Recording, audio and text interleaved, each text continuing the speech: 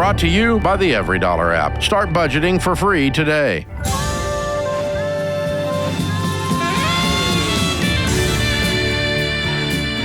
Normal is broke and common sense is weird, so we're here to help you transform your life. From the Ramsey Network and the Fairwinds Credit Union studio, this is The Ramsey Show. I'm Dave Ramsey, your host. Rachel Cruze, Ramsey personality, #1 best-selling author, co-host of the Smart Money Happy Hour on the Ramsey Networks. My daughter, she's my co-host today. Erica is in South Bend, Indiana. Hi, Erica. Welcome to The Ramsey Show. Hi, Dave. Hi, Rachel. Hey, what's up? Hey, so my question is, I was just wondering what some steps were that you and Sharon took when you were young and working hard, that your children did not resent you or your business once they were older. I did resent him. No, I'm just kidding. I'm kidding. Too late. Oh, that's a good question, though. Are you, Erica, working a lot right now, you and your husband? Yes, so I'm a stay-at-home mom, and my husband is working a lot right now, just trying to get us out of debt. We own two businesses, and they're both in the food industry. So there's a lot of a lot of hours at time. Yeah. Mm-hmm. With that, how long have you guys been going at it at this pace? Has it been a while? I would say yes, 3 to 4 years. Okay.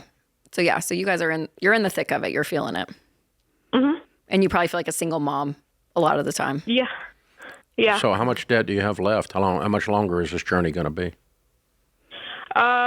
Business debt, we are at $486, and then our personal house, we're at $470,000. That's all there is? Yes. Okay, well, both of those are baby step 6. Neither one of those require hours to be 80 hours a week. If your 80-hour a week is to get your business up and running, that's a different equation. What is it? 'Cause you're not working 80 hours a week to pay off $400,000 in debt. No, it's not so much from a money standpoint for us as it's just finding good employees that can work. Welcome to business. For when my husband, yeah. Yeah, and the food industry is brutal. I was so dumb when I first started. Nights and weekends, yeah, a lot of them. It's hard. I was so dumb when I first started the business, I thought if you hired people, they would work. But you have to hire people that are willing to work first and not just anybody. And so welcome to running your business. So the deal here is he gets away from these hours when he learns to run the business instead of the business running him. Mm-hmm. Meaning that he's got to get above cooking and get above food production and get above waiting tables and get above general management and start to put some people in the seats that can actually do that. I'll send you a copy of my latest bestseller called Building a Business You Love. And he's at the treadmill stage, which is where everyone starts. You feel like you're on a treadmill. You feel like you're stuck.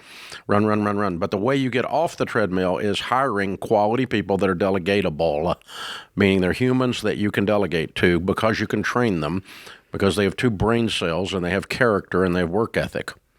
And there's not that many of them. They're hard to find. But you can find them. Okay. And you must find them. Otherwise, he will. What he's doing right now is not sustainable. You can't do that for 10 years. Yes, correct. You run out of steam, okay? Yeah. That wasn't your question, but that's the answer. Now, then back to the other thing is, if we're solving for the day that Dad is not working 80 hours, then we just talk to the kids about that. Mm-hmm. We own our own business. And for right now, until we get the people in and get them trained, I've got to be there. And we had that period of time here when I was opening this business. Yeah. How old are your kids, Erica? We have a 2-year-old and another one on the way. Well, they're not resenting anything. You're Right. You're exhausted. You might be resenting something. They're not resenting anything. They just want their diaper changed. Yeah, they're still young. Yeah. This does not need to go on until they're 12. Not because of the kids, but because the business won't work. Your husband will run out of steam. It's not sustainable. Mm-hmm. He's got to build the business out in such a way that by the time the kids are of age, that they might actually resent it, that he's already home. That does solve your problem. But in general, to answer your question is, we communicate that this is a price to be paid on a temporary basis to win. And for a 2-year-old, Erica, I mean, I would say when he's home, he's home. Like, he needs to put his phone down. He needs to play, engage with the 2-year-old, and with you guys in your marriage. Like, I know it's not at the length that it is for you over years and years and years.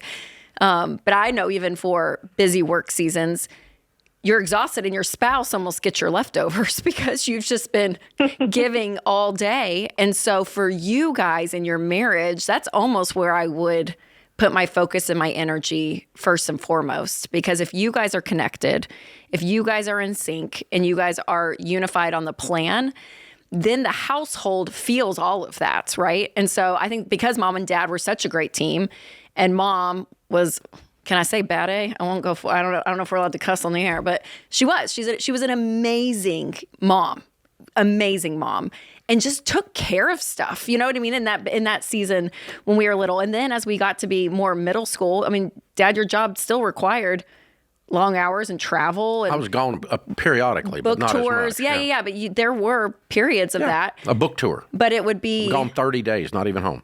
Yeah.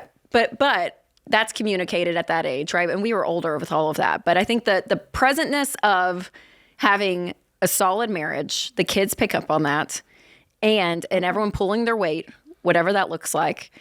And then for the kids, when you're just present in your home, and I'm guilty of this too, coming home and checking my phone and all of it, right? So it's just like putting that away and him being present with your 2-year-old is going to be big. And then you guys need to figure out a schedule at some level that's doable when you have this next baby number 2. And so to feel supported in that, I think is an important conversation. Yeah. They're not, if he'll just turn on daddy a few minutes a day at this age, they're not going to be resentful. They're not going to have any memory of it. But by the time they age out, the two of you need a plan. You need to see a light at the end of the tunnel that this business is maturing to the point that I'm going to have some team members that I can delegate to, that I don't have to do everything. And that's called training, hiring the right quality people, getting the right people on the bus, the wrong people off the bus, as Jim Collins says. And then it's not micromanaging to teach them to finish your sentences. That's called training. I want this cooked this way. I want the customer spoken to in this way. I want eye contact and a smile. And when you finish, if you work at Chick-fil-A, it's my pleasure. And whatever it is, you train for the result you want. And the people that can't make the training, they don't get to stay. And so that's, you as a leader learning to hire and learning to fire and start to build out your team with high-quality individuals. And I've done that for 40 years, and I got 1,000 of them in this building, and I'm proud of every single one of them. I know that because if I wasn't proud of one of them, they wouldn't be in this building.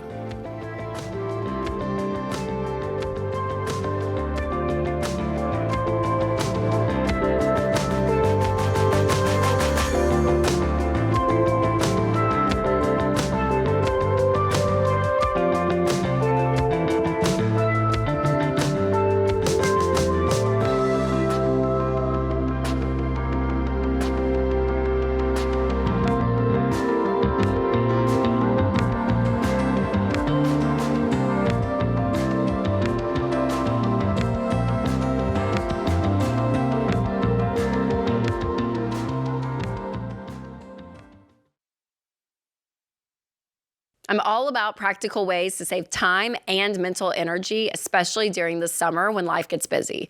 Between vacations, camps, deliveries, travel plans, online shopping, and trying to keep everyone organized, my mental load can get pretty full. That's one of the reasons why I love Delete Me. Most people don't realize how many data broker sites have their information online, like old addresses, phone numbers, and even family connections. And that can put you at risk of being a target for spammers and scammers. But removing all of it yourself can turn into a giant project. That's why Delete Me is amazing, because Delete Me handles it for you. Their privacy team of experts removes your personal information from hundreds of data broker sites, and they keep monitoring it throughout the year. So far, Delete Me has saved me about 90 hours I would have spent myself removing my information. And honestly, it feels so good knowing that someone is in the background helping me, and I don't even have to think about it. So this summer, give yourself a vacation with one less thing to manage. Get 20% off annual plans at joindeleteme.com/Ramsey. That's joindeleteme.com/Ramsey.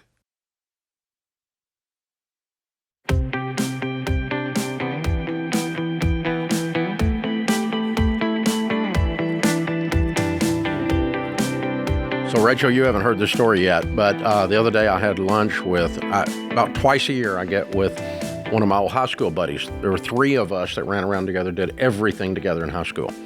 And when I went off to college... Probably glad there weren't phones with cameras during those days. Thank God there is no record of the things that we did. Yes, that's true. Beyond belief. But anyway, one of the three passed away of cancer last year, and the other one I meet with and have a hamburger with at least twice a year. Mm-hmm. And he lives right here in the neighborhood, right here in the area, and hang out with him. And the other day I was down there having a hamburger with him, and I said, what have you been doing? He's single again. And I said, what have you been doing? He goes, I just went on 6 cruises in the last little while. He goes, I'm addicted to cruising. And I went, you got to go on the Ramsey cruise. Is he coming? He signed up. Well, he's going to go on the Ramsey cruise. Look at there. So there we go, which I'm going to have him sign an NDA. But we gave him a good deal on the room, but we're going to have him sign an NDA because we can't have any exposure on the Ramsey cruise. But if you don't know what this is, if you're debt-free, the Live Like No One Else cruise is a high-end, very nice, this is not Walmart on the Seas, this is the good cruise lines, if you know what I mean, wink, wink. And this is the best of the best, the Live Like No One Else cruise. Hang out with all of us. All the Ramsey personalities will be there, and other celebs of miscellaneous not to be mentioned yet. But we're going to do new sessions on there. Everybody's going to be speaking every night. We're the entertainment. We're doing all kinds of get-togethers and hang out with you guys. New sessions this year on building wealth, live episodes of our shows. The world's largest debt-free scream. We did it last time. We're going to do it again. And last year, we did it. It'll be 2 years between the two cruises. So we did it last March, year ago March, and this one will be next March. And it was really fun. It was great. It was a great week, and I was a little bit worried about being trapped on a ship with 3,000 Ramsey fans, right? That could be a long week for me. You know, that could have gone sideways. But honestly, I had a blast. Yeah, it was great. With Sharon and I, we would just sit down and have dinner. We'd sit and talk to people. It was just, we had the best time. We really did. It was a lot of fun. So you can secure your cabin. They're not quite sold out, getting close, with a $600 deposit, and join us and my high school buddy. And we'll all be there. And click the link in the show notes. Rednecks from Antioch on a cruise. That's right. That's what you need. If you might be a redneck if you're cruising with so-and-so and Dave, right? No, I'm not going to throw the guy under the bus, but yeah, there we go. So click the link in the show notes. Go to RamseySolutions.com/events. Book your cabin. It will be next March. It will be sold out. You will be really FOMOing. Now, you do not come if you're in debt. This is only for baby step 4 and beyond. We're not hypocrites. We tell you when you're in baby step 1 through 3, you're not going on vacation. This is a vacation. But if you've hit baby step 4 and beyond, and you save up the money and you want to go on this night, this is Holland America. I mean, this is a good line. It's Caribbean cruise. It's going to be amazing. And but if you've saved up your money and you want to hang out with us for the week, it's an incredible week. You're going to learn a lot, too, because the sessions are incredible that we're teaching. So that was the funniest part, is it really is a vacation. You get to go to all these islands. And so we have all these sessions booked out with things that, you know, we teach from stage and a couple of things. And I'm like, yeah, you know, the room might be like half full. I don't know. Most people, I'm sure, are out on the pool deck or at the island. I don't know. You just assume people are vacationing. Every session is packed. Full. Packed. It's like we had a pastor do devotionals in the mornings, and you couldn't get in. Yeah. I mean, it was like everyone went to everything, which was so fun. It was a lot of fun. All right. Samantha is in Toronto, Canada. Hi, Samantha. How are you? Hi. Good. Thank you. How are you guys? Better than we deserve. What's up? So my husband has been doing his dream business for almost 4 years now. And I just want to know, because he hasn't really brought in any income from it, how long is enough for me to support him in this over our... Wait a minute, you have a business that you ran for 4 years that doesn't make money? That's not a dream business. That's a nightmare. Yes. In my perspective, it hasn't. No, in his perspective. I mean, it's a business. It's not a hobby. We're supposed to make money. Yep. So what kind of business? He's doing a couple of sports training. He's part of the gym ownership, and they've just been putting lots of efforts. Even his partner's been doing some investments in it, but nothing not yet. They have projections, but I'm tired of looking at projections of what could be. He's thinking of this business as our way out in the future, but it's hard to see in the future when right now, for years, we've been kind of struggling, right? For sure. Are you working, Samantha? Yes. So for the past, throughout the duration of our marriage, I've been the financial supporter, and I was okay doing that. But once we had our first son 2.5 years ago, that'll and change I'm it. still working. Yes, Yeah. it put in a completely different perspective, and then I had to go work back right away. And we've had many conversations of why is the burden on me and then we come up with compromises, but it still feels like it's. And then we're having our second, and then now my worry is that. We're back in a situation where we were with our first, and I'm still at work. We made some compromises of our living situations so to keep our costs down. We're at my parents, so we're not really paying, for rent. Okay, so here's what needs to happen. All right,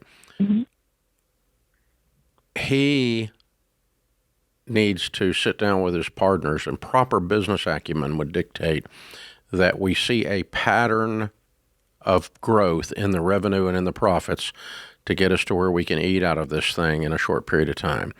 So we need to see some directional move in the numbers that give us hope. He needs to do that, not you. And he doesn't need to do it for you. He needs to do it because it's good business. Okay? The byproduct is it's good for you because you get some hope too. No, she's saying that they've been doing that. I know. They've been doing projections, but projections that aren't hit. Okay? And so that's not, if we have a business unit at Ramsey that sets projections and they don't hit them, then we assess, okay, how much longer do we go with not hitting projections, and then we close it. If it doesn't hit projections, if you don't have a reason to believe other than just I hope, I wish, but in business you need to see some things move. I need to see some trend lines in my sales. I need to see some. Yeah, my fear is that they've been propping themselves up, thinking all these things. They might, but and it's not been real. But here's the difference. Yes. Here's the difference. You need to set a deadline. He needs to set a deadline. With you, Samantha. And he needs to come back and say, all right, we're going to go until this date, and at this date, we're going to see some profit, and we're going to see some trend lines towards that date between now and then. What's killing you guys is this sense that there's no end to this. And you got a second baby on the way. Well, Samantha, that's does he not have any? I know, but he's the dude. A part of me is not. I mean, I don't want to offend your husband, Samantha, but I'm like, good God, go mulch lawns. Like, go do something to bring in income for your wife and your baby and your soon-to-be baby. Like, that's wild to me. Yeah. For 4 years, not making anything. Does he have any of that in him? Like, is he mad about it and he's angry and he wants to change this and that, or is he just like, I love it. It's been great. I don't know. We'll see where it goes. We're hoping the next thing's going to hit. So the compromise that we had, because he wants to work around his schedule with the gym, he has to be pretty flexible, is that he went back to school. And in here in Canada, the majority of the grants, like we only had to take a loan with our income. Because I was back to school to do what? He went back to school just to gain some grants so that we can sustain us just a little bit. That's not an income. The boy needs a job. Yes. The boy needs a job. He needs to. Rachel's right. He needs to go make some money, and they need to set a deadline by which this gym and this dream is profitable. Otherwise, it's not going to stay open. I'm not going to. And I would challenge them, be like, "Hey, we have 6 months or whatever you guys decide." Yes. And I want to see 6 months comes to mind. And I want to see two big changes in the business. Like, what are two drastically different things you're going to do to be? If I own the gym, you're going to have to do something that makes me want to keep it open 6 more months, or I'm going to fire all of you, and we're going to close the thing. I'm sorry, Samantha. I'm sorry. That's tough. He needs to do that, and it's being exasperated by the fact that you are carrying a child, and you're living with your parents. Parents. I mean, all of it. It's a lot. And it's, you have the right This needs to end. Yes, to feel urgency, Samantha. It needs an end date. It needs an end date if it's not profitable. Yep. Now.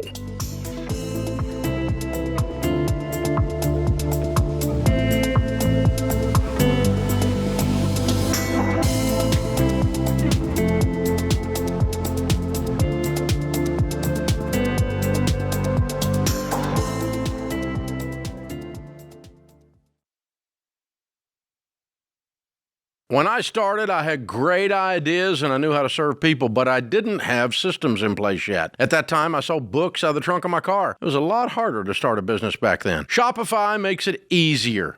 Shopify is the business platform powering millions of businesses and about 10% of all e-commerce in the United States. If you've got a product or even just an idea, Shopify makes it simple to get moving. You can build a storefront, write product descriptions, and even improve your product photos all in one place. You don't need 10 different systems duct taped together. Shopify handles everything you need to make sales, from payments to marketing and analytics. Plus, that purple Shop Pay button is one of the best converting checkouts on the planet for fewer abandoned carts. And if you get stuck, Shopify offers 24/7 support. So if you've been sitting on the sidelines, it's time to turn those ideas into... Sign up for your $1 per month trial at shopify.com/Ramsey. That's shopify.com/Ramsey. Shopify.com/Ramsey.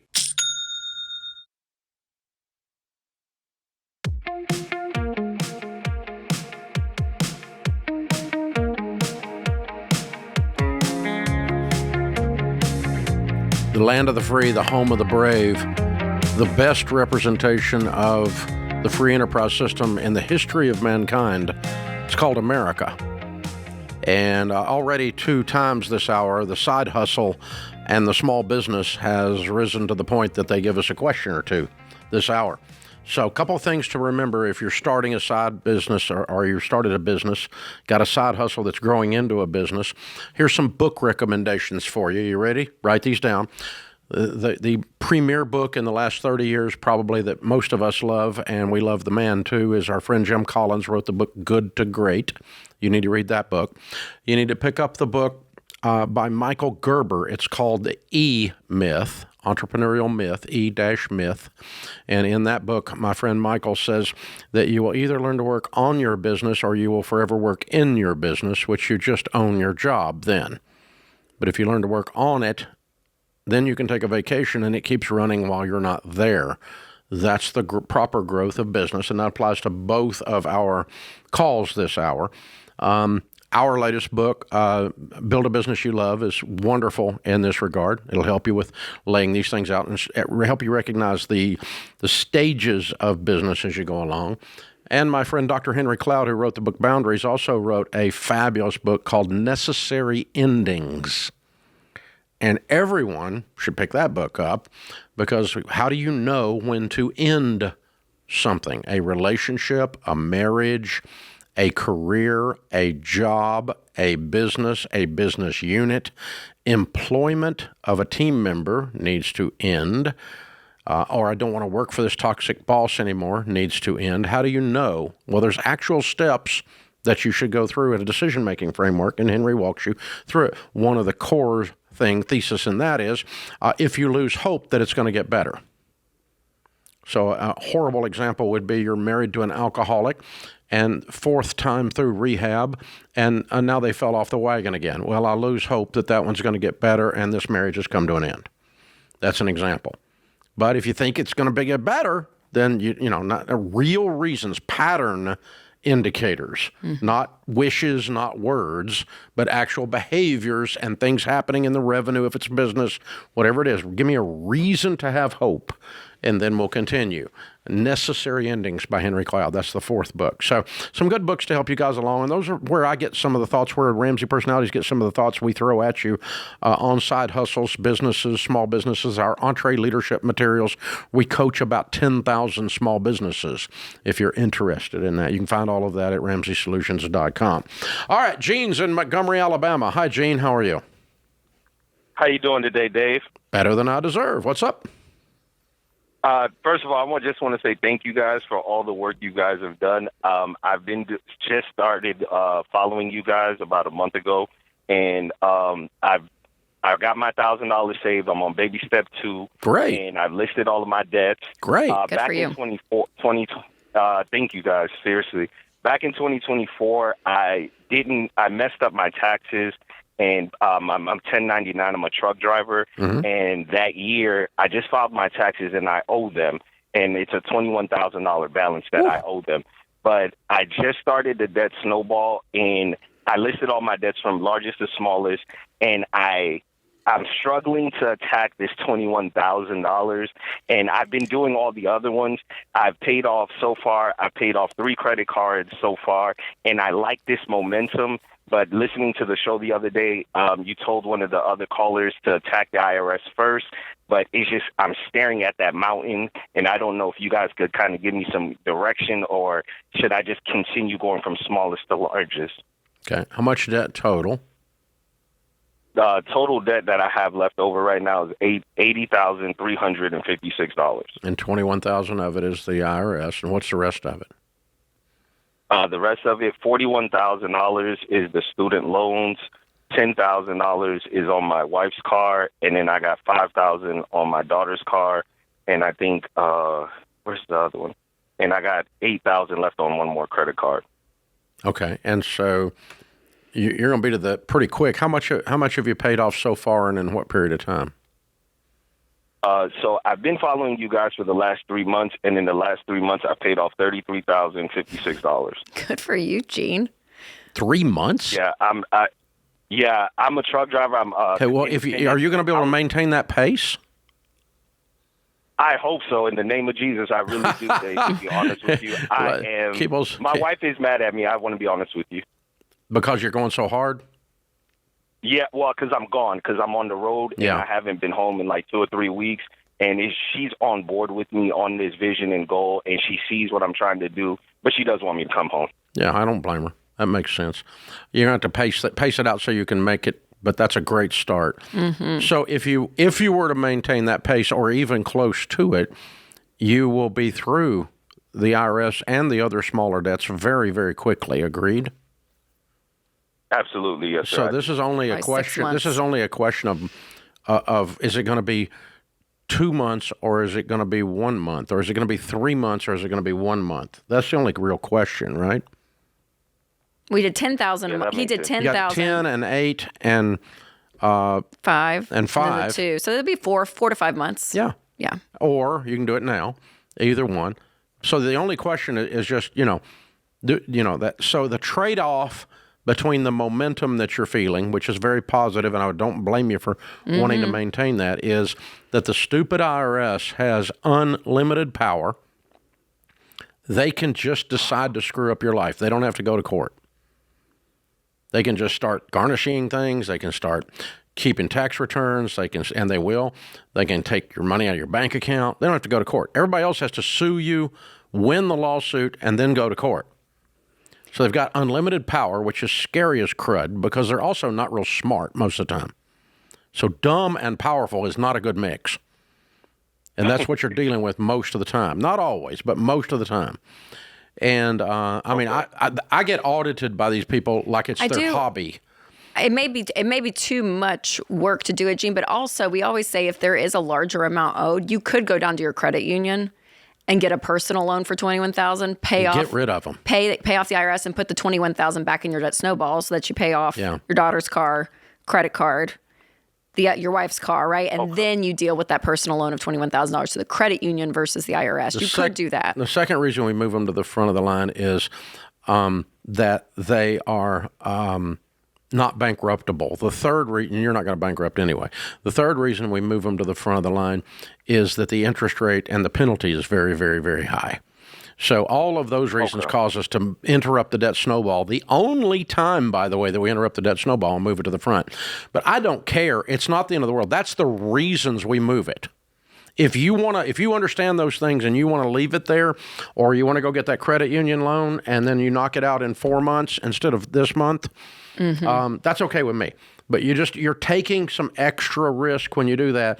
And when I'm coaching people that are struggling and they got they got Chase MasterCard suing them, they got Citibank suing them, and they got Lexus Motor Credit suing them on a repo, and they got the IRS. I'll take all of those other three versus the IRS every time and what they can do to you. Mm-hmm. The other ones and what they will do to you. So But I don't think any of them are suing you. I don't think that's where you are. You're under control. You're knocking this out. You got momentum. So I'm not scared for you now. But this comes from years of coaching people that really were struggling in behind the eight ball. And I just always want to get the IRS out as fast as I can. But listen, dude, you need to set a date. If they're not gone by September 1, you got to move them back up. You got to move them in the front. So set yourself a deadline. I'm going to knock them out by this date, or I'm going to move them to the front of the line. Yep. One of the two, and then knock them out, and then go back to that snowball. Yeah, and I appreciate your enthusiasm. I mean, that's incredible. 10,000, 30,000 in 3 months. Yeah, that's boom. Unbelievable. Well, and maybe your wife, and you know what he say, did? for 3 more months, I'm going to do this pace, and then you're going to dial it back a little bit, because you got some.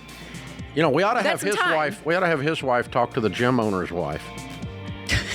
Her be like, my husband's working. I wish my husband was gone working and making money. She would want someone like Gene. I wish he would leave and go make some money. My gosh, Gene, well done.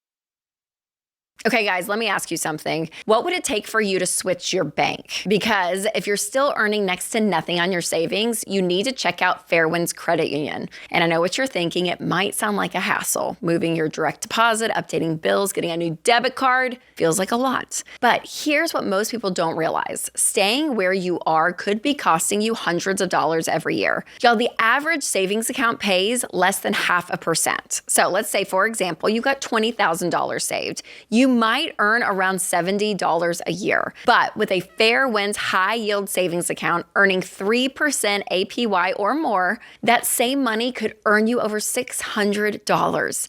And that's real money that you can use towards the baby steps. So don't let temporary comfort keep you stuck.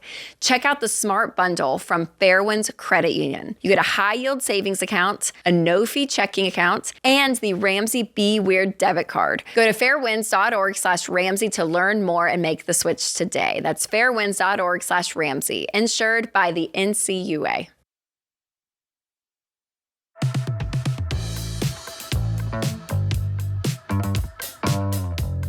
Stacy's in Indianapolis. Hi, Stacy. How are you? Hi, Dave. How are you? Great. What's up? Well, my daughter is 29. She's married. She's a nurse, just works part-time because I have a 2.5-year-old granddaughter. Her husband makes $57 an hour. I'm disabled, divorced, and I used to work in insurance. So I know you don't like this, but I bought whole life insurance.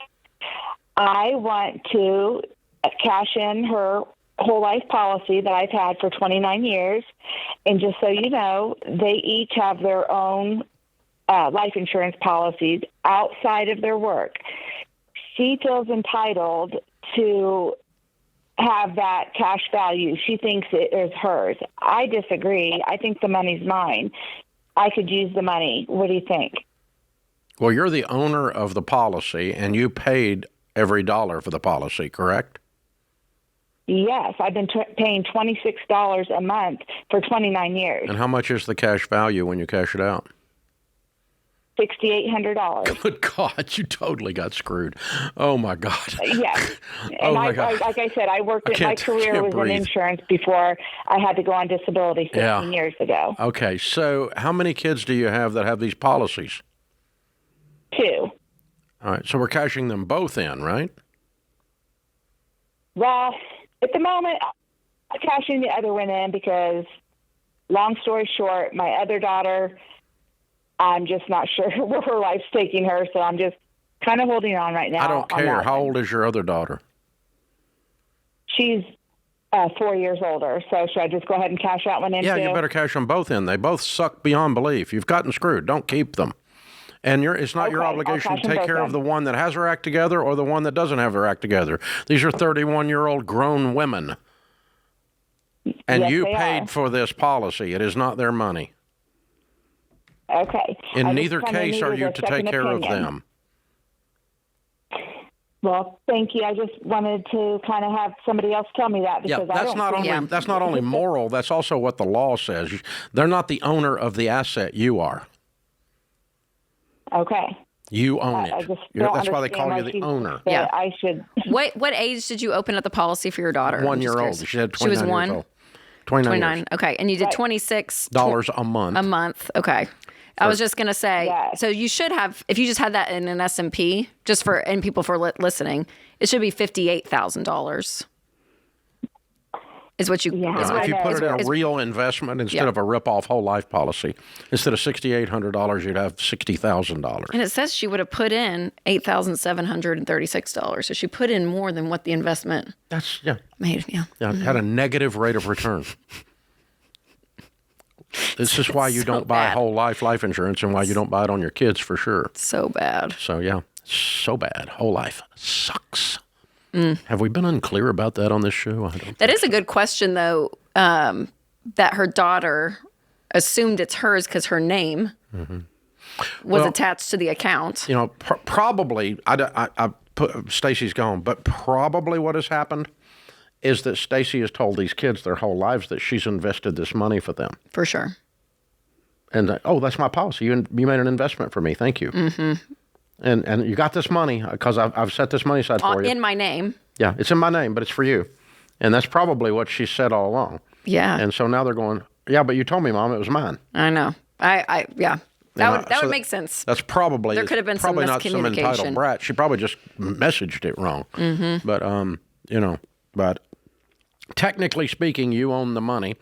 And by the way, you laid the whole thing out on how she makes money, her husband makes $57, and you're disabled and all that. None of that matters to the discussion. It's either her money or your money, regardless of who is deserving or who's hurting or who is more healthy financially. Like the other daughter, I'm not sure she's going to turn out yet. Well, she's 34. I think we're pretty sure, And so second, she's going to have an encore to get this straightened out. She could. 34 is young. I know, but you can have an encore at 34. Yeah, and you need one apparently if your mom still don't know if you're going to make it. Yeah, so the victim language in it doesn't matter. Taints a little, maybe the attitude that the daughter's having too. I don't know, but just some thoughts, Stacey. But it was your money you put it in under your name too. Technically, your money, but I might take back my answer. If you promised her this money her whole life, then probably you ought to just keep your promise and give it to her. Morally, legally, it's your money. Except that if you said, this is your money, this is your money, this is your money. If I had a mutual fund I opened up for you, and I said, this is your college fund, we're going to use it for college, and it's your money, we're saving for your college, which I did, by the way. It was a Uniform Transfer to Minors Act, and UTMA was in your name. And then you went to college. We ended up paying for college out of our pocket. And then when y'all graduated, we gave you your UTMA to start your life off as an adult. And so, but that was in my name. It was my money. Yep. But I had allocated that emotionally and relationally to you. And we didn't know it, though. You knew you had a college fund. I thought you were paying for college. So there was a little bit of a... You thought I was using it for college. Yes. Yeah, that's true. Yeah. But, so how it's communicated is important, too, of expectations. Did you make a promise? Yes. So did you promise your kid this was their money? And if you did, you ought to keep that promise. Yeah, and that's the expectation. So she would be disappointed. So I would take my answer back if that's the case, Stacey. But if not, it's yours. Yeah. And who is making money, who's not, is not relevant to the discussion. Jocelyn's in Houston. Hi, Jocelyn. How are you? I'm good. How are y'all? Better than we deserve. What's up? So basically, I have two 401ks that's has $2,600 in them. I have about $7,000 in credit card debt that I kind of just racked up being financially irresponsible. But I want to know if I should take those out to just kind of put towards that debt. I'm on baby step one and just trying to get my life together. I'm 26. I live rent-free right now. What do you make? Just about $3,000 a month. Okay. I'd pick up my hours and attack the credit card debt and leave this alone, and I'd roll it to a 401k. It doesn't matter much. It doesn't matter. And I roll it to an IRA. I'm sorry. It doesn't matter much mathematically because it's such a small amount. but percentage-wise, it's suicidal. Here's why. Okay? You cash out the 401ks, you get a 10% penalty plus your tax rate. Let's call you in the 20% tax bracket for the fun of it. I don't think you are, but you might be. That means that 10% plus 20% taxes, that's 30%. That's like borrowing money at 30% interest to pay off your credit card. So they're going to take almost half the money if you take it out instead of rolling it to an IRA. So I think as a matter of starting to make good, wise financial decisions, more than just the math, I would go ahead and roll it to an IRA and force myself to pay off the credit cards with hard work. Yep. And just keep it in there and don't touch it and let it grow. And at retirement, maybe 100, 200K in there. I don't know what it'll grow to, but that'll at least be a little bit of a safety net too for retirement, which is great. Yeah. And you just add to it as you go along. I've had some IRAs that were so small at different times, and I move them around, put them all together later, put them in a pile, and it has ended up turning into some serious money over time. But the big thing here is I just want your brain to get used to not looking for shortcuts at high cost. And this is a shortcut at a high cost, even though it's $2,600. So you're probably going to lose $1,000 of that in taxes and penalties. And so you're still going to get out with $1,600, and $1,000 does not change your life one way or the other. It's not the dumbest thing you've ever done by any stretch or will ever do. So it's really not that much money. But if you add a zero to it, it starts to be $10,000. If you add 2 zeros to it, it'd be $100,000. Yeah, and what changes your life in this, Jocelyn, is your income going up. Making $3,000 a month. I would look to see where can I get an extra $1,000, $2,000. What does that look like from a income perspective? Because that's going to get you through the $7,000 in debt so much faster, and then your emergency fund and beyond. So it's kind of that's your ticket out, not the old 401k.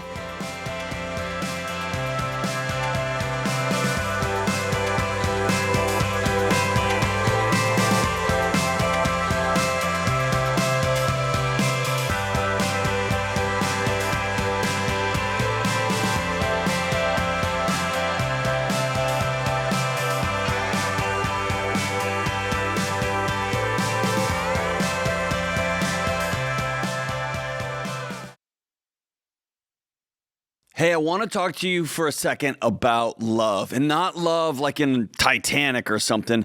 I mean responsible love, the kind of love that moves you to take care of the people closest to you. And one of the most important ways to show that kind of love is by having term life insurance.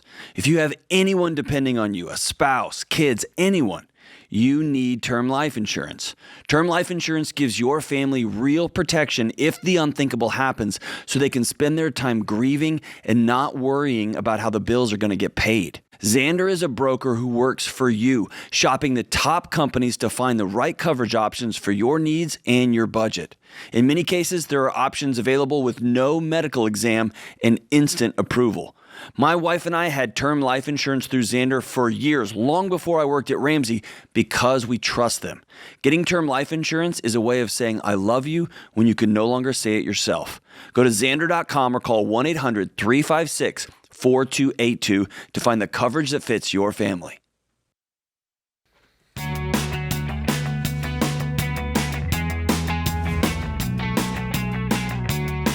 Welcome back to the Ramsey Show in the Fair Winds Credit Union studio. Rachel Cruze, Ramsey personality. My daughter is my co-host today. Louise is in Tampa, Florida. Hi, Louise. How are you?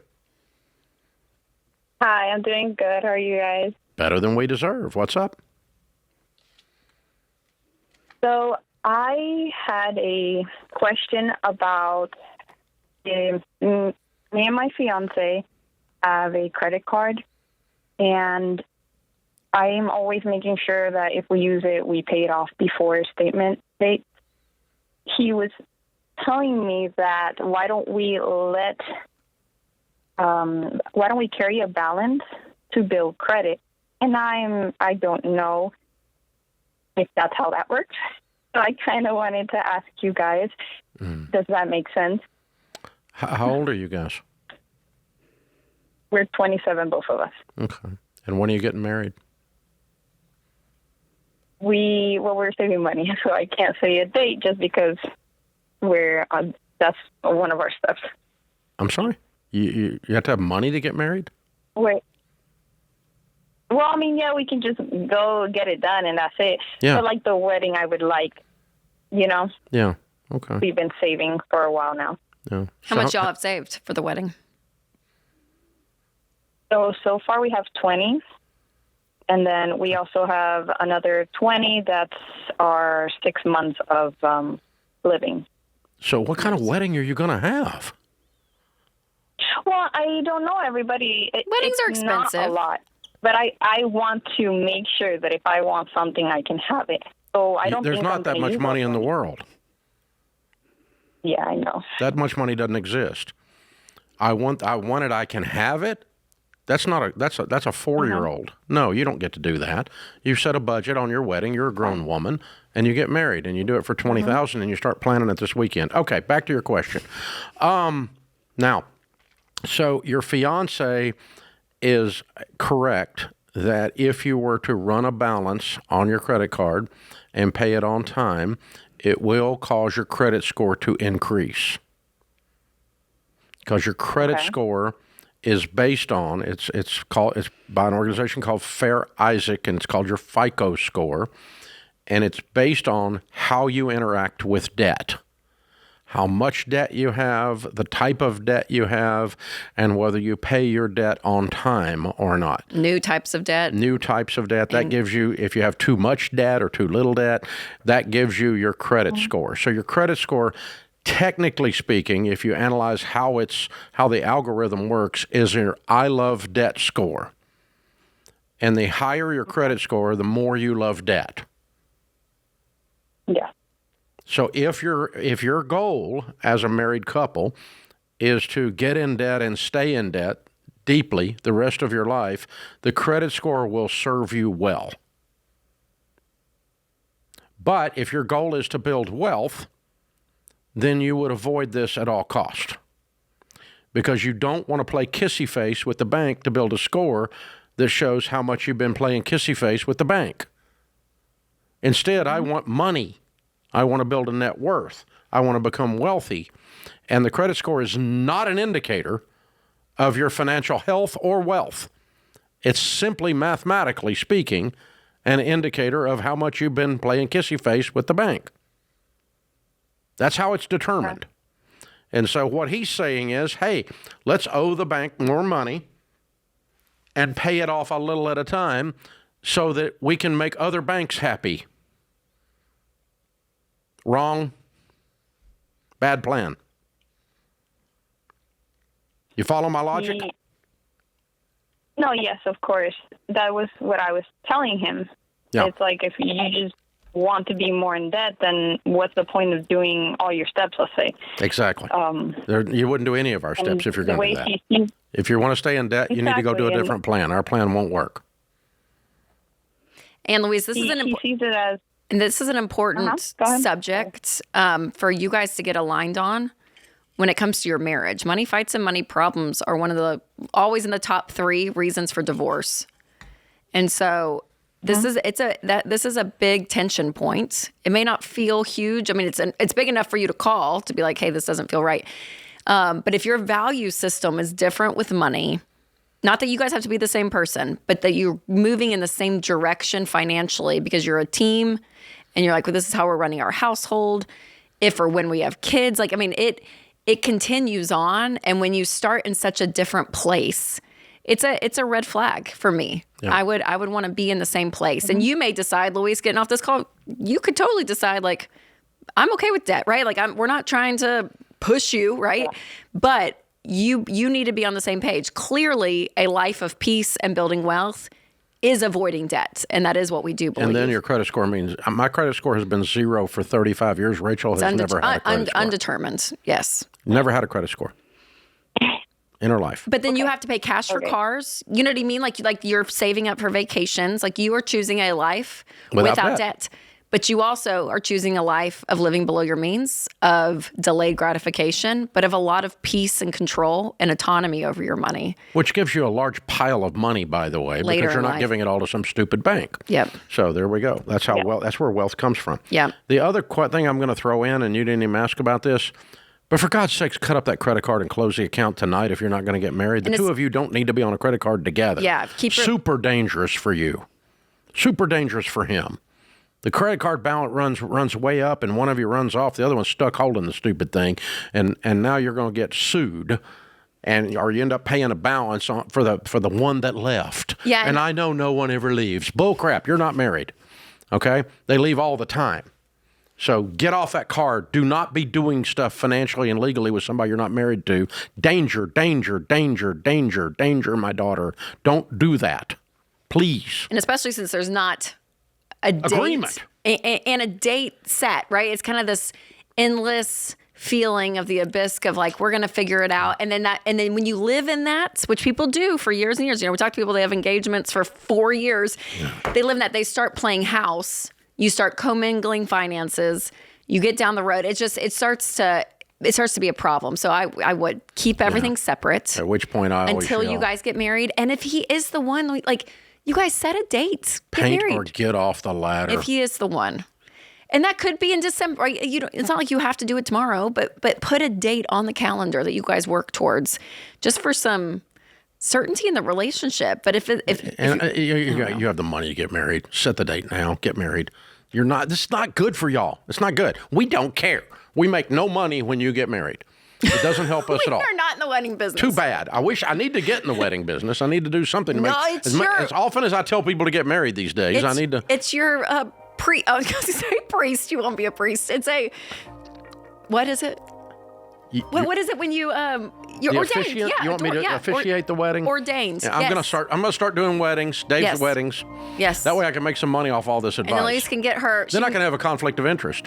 Then she can get the fiance, and they can call him the next hour, and we'll get the wet. You know what I mean? Yeah. You can keep it rolling. Well, we'll just fly you up here, and you can stand on the debt-free stage with your little bouquet. There we go. There you go, common person.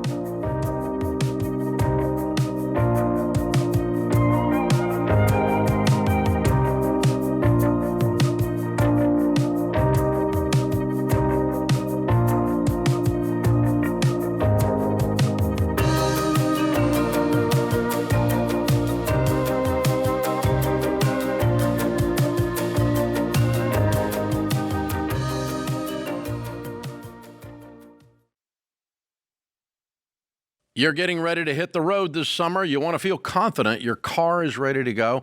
But when you don't fully understand what's going on under the hood, it's easier to either ignore something important or spend money you didn't need to. Because, let's be honest, you're not a mechanic. And you shouldn't have to be. That's why we trust Christian Brothers Automotive, the official auto repair partner of The Ramsey Show. They bring clarity to car repairs and maintenance. With their digital vehicle inspections, you can actually see what your technician sees, understand what needs attention now and what can wait, so you can make wise decisions without second guessing. Listen, when you're counting on your car to get you where you need to be, you don't want uncertainty. You want confidence. And Christian Brothers stands behind their work with the Nice Difference warranty. 3 years or 36,000 miles, whichever benefits you more. Go to cbac.com/Ramsey to schedule your service and get 10% off your visit. That's cbac.com/Ramsey. 10% off, up to a $250 value. See store for details.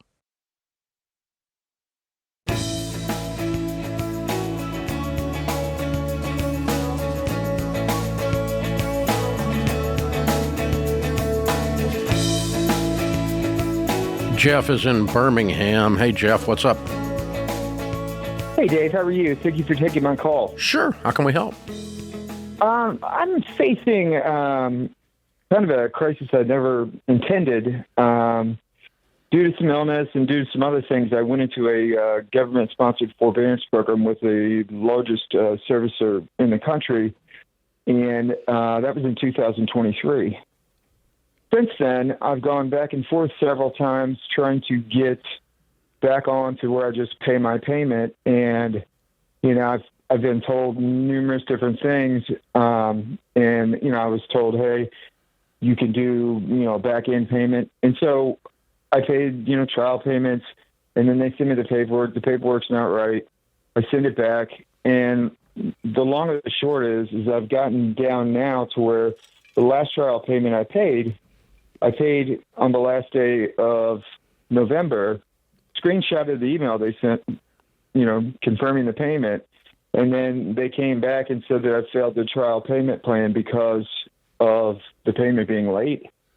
I filed a RESPA and a notice of error, contacted FHA. I've been through a lot of different steps to get them to acknowledge that the payment actually was made on time, because I wanted to get off of this, cycle that's been going on almost 3 years now. And so I have a document in front of me that says if I don't pay them $43,000, they're going to foreclose on my house, which I have over 50% equity in. And I was looking for some kind of suggestion. I've done everything I can do up until this point. And, so $43,000 is the amount you're in arrears right now. Correct. Net of everything. And that number is probably correct. But what you're saying is that you had a forbearance plan, which is a plan to pay payments greater than the normal payment to catch up. And apparently that's gone sideways several times to get $43,000 behind. What's your normal monthly payment supposed to be? $1,200.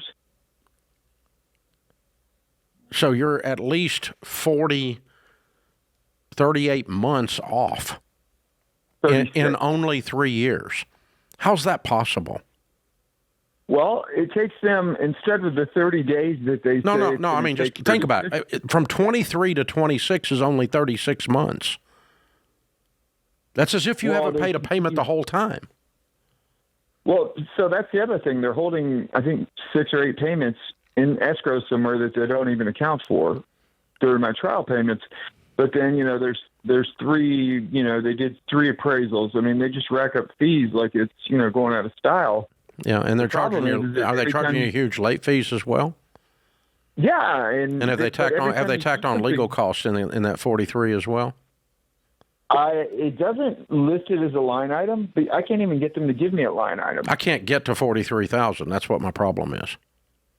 You and me both. Okay. And when I start doing the math, and every time I ask them about it, I don't know. The loan that they sent me after they told me they would just put the back payments in the rears of the mortgage I had, which I was never late on.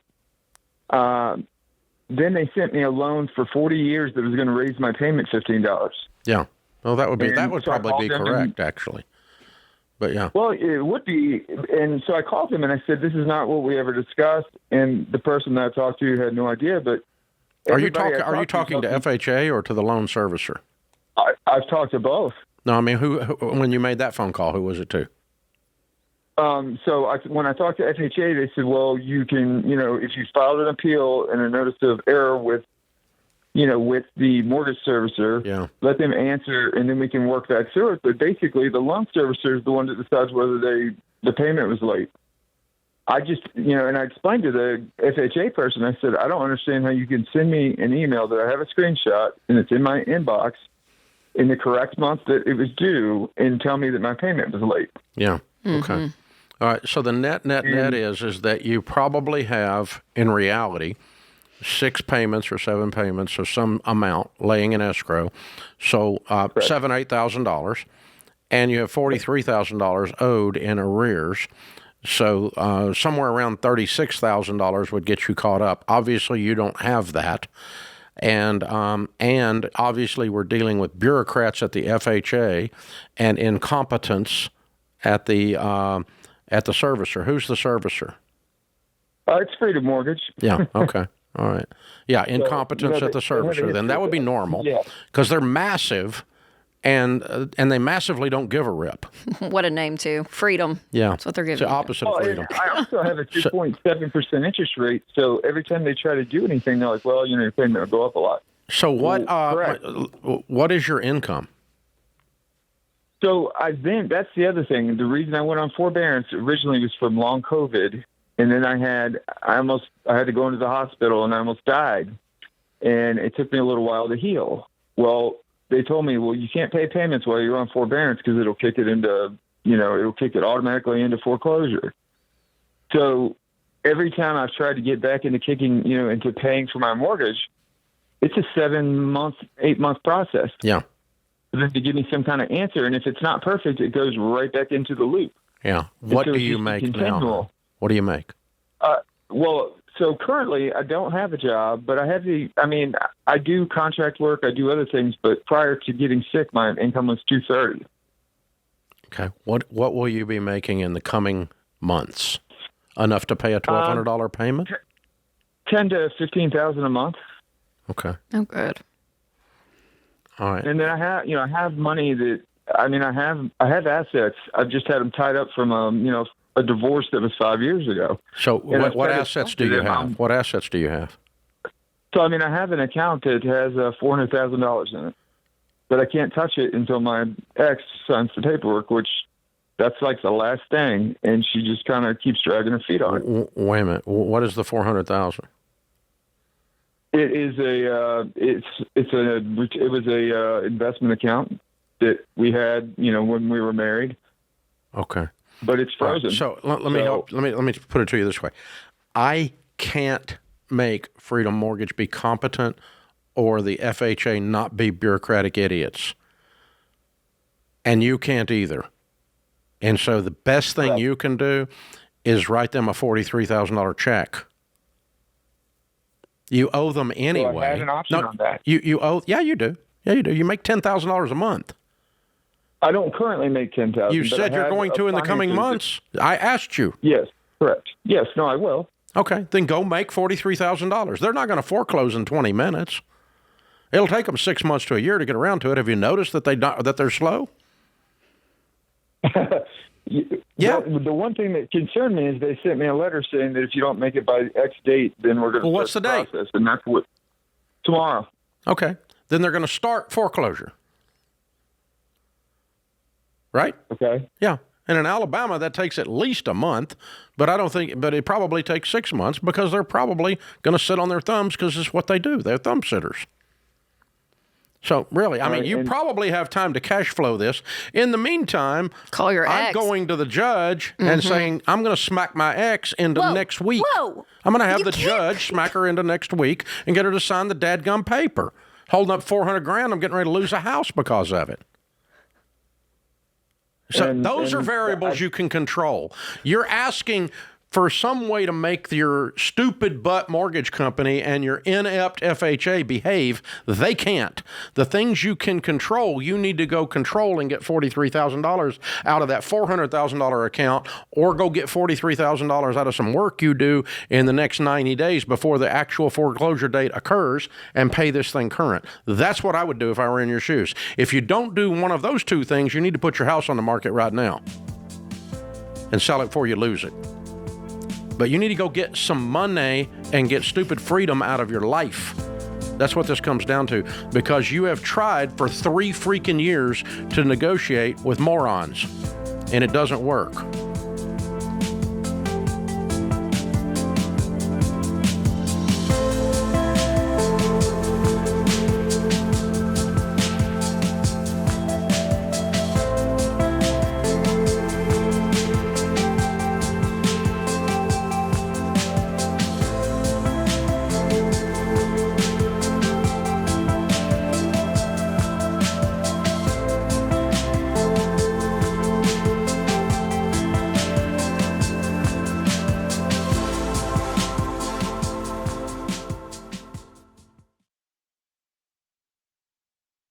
Hey guys, healthcare is one of the biggest stress points in your budget. It's confusing, and most of the time it feels completely out of your control. But there is a better way to handle it. Christian Healthcare Ministries isn't health insurance. It's a health cost-sharing ministry where Christians share each other's medical bills. And it's not a new idea. CHM has been around since 1981. It's predictable and proven, and they've shared over $13 billion in medical bills for their members. Plus, you get more flexibility. There are no network restrictions, and you don't have to wait for open enrollment. Now, let's talk about how CHM helps your budget, because programs start at just $115 a month, And many families save hundreds of dollars a month compared to traditional options. So if you are tired of feeling stuck, check out Christian Healthcare Ministries. Right now, CHM is offering new members a 50% credit towards their first month of membership. Go to chministries.org/budget and use promo code Ramsey. That's chministries.org/budget and use promo code Ramsey.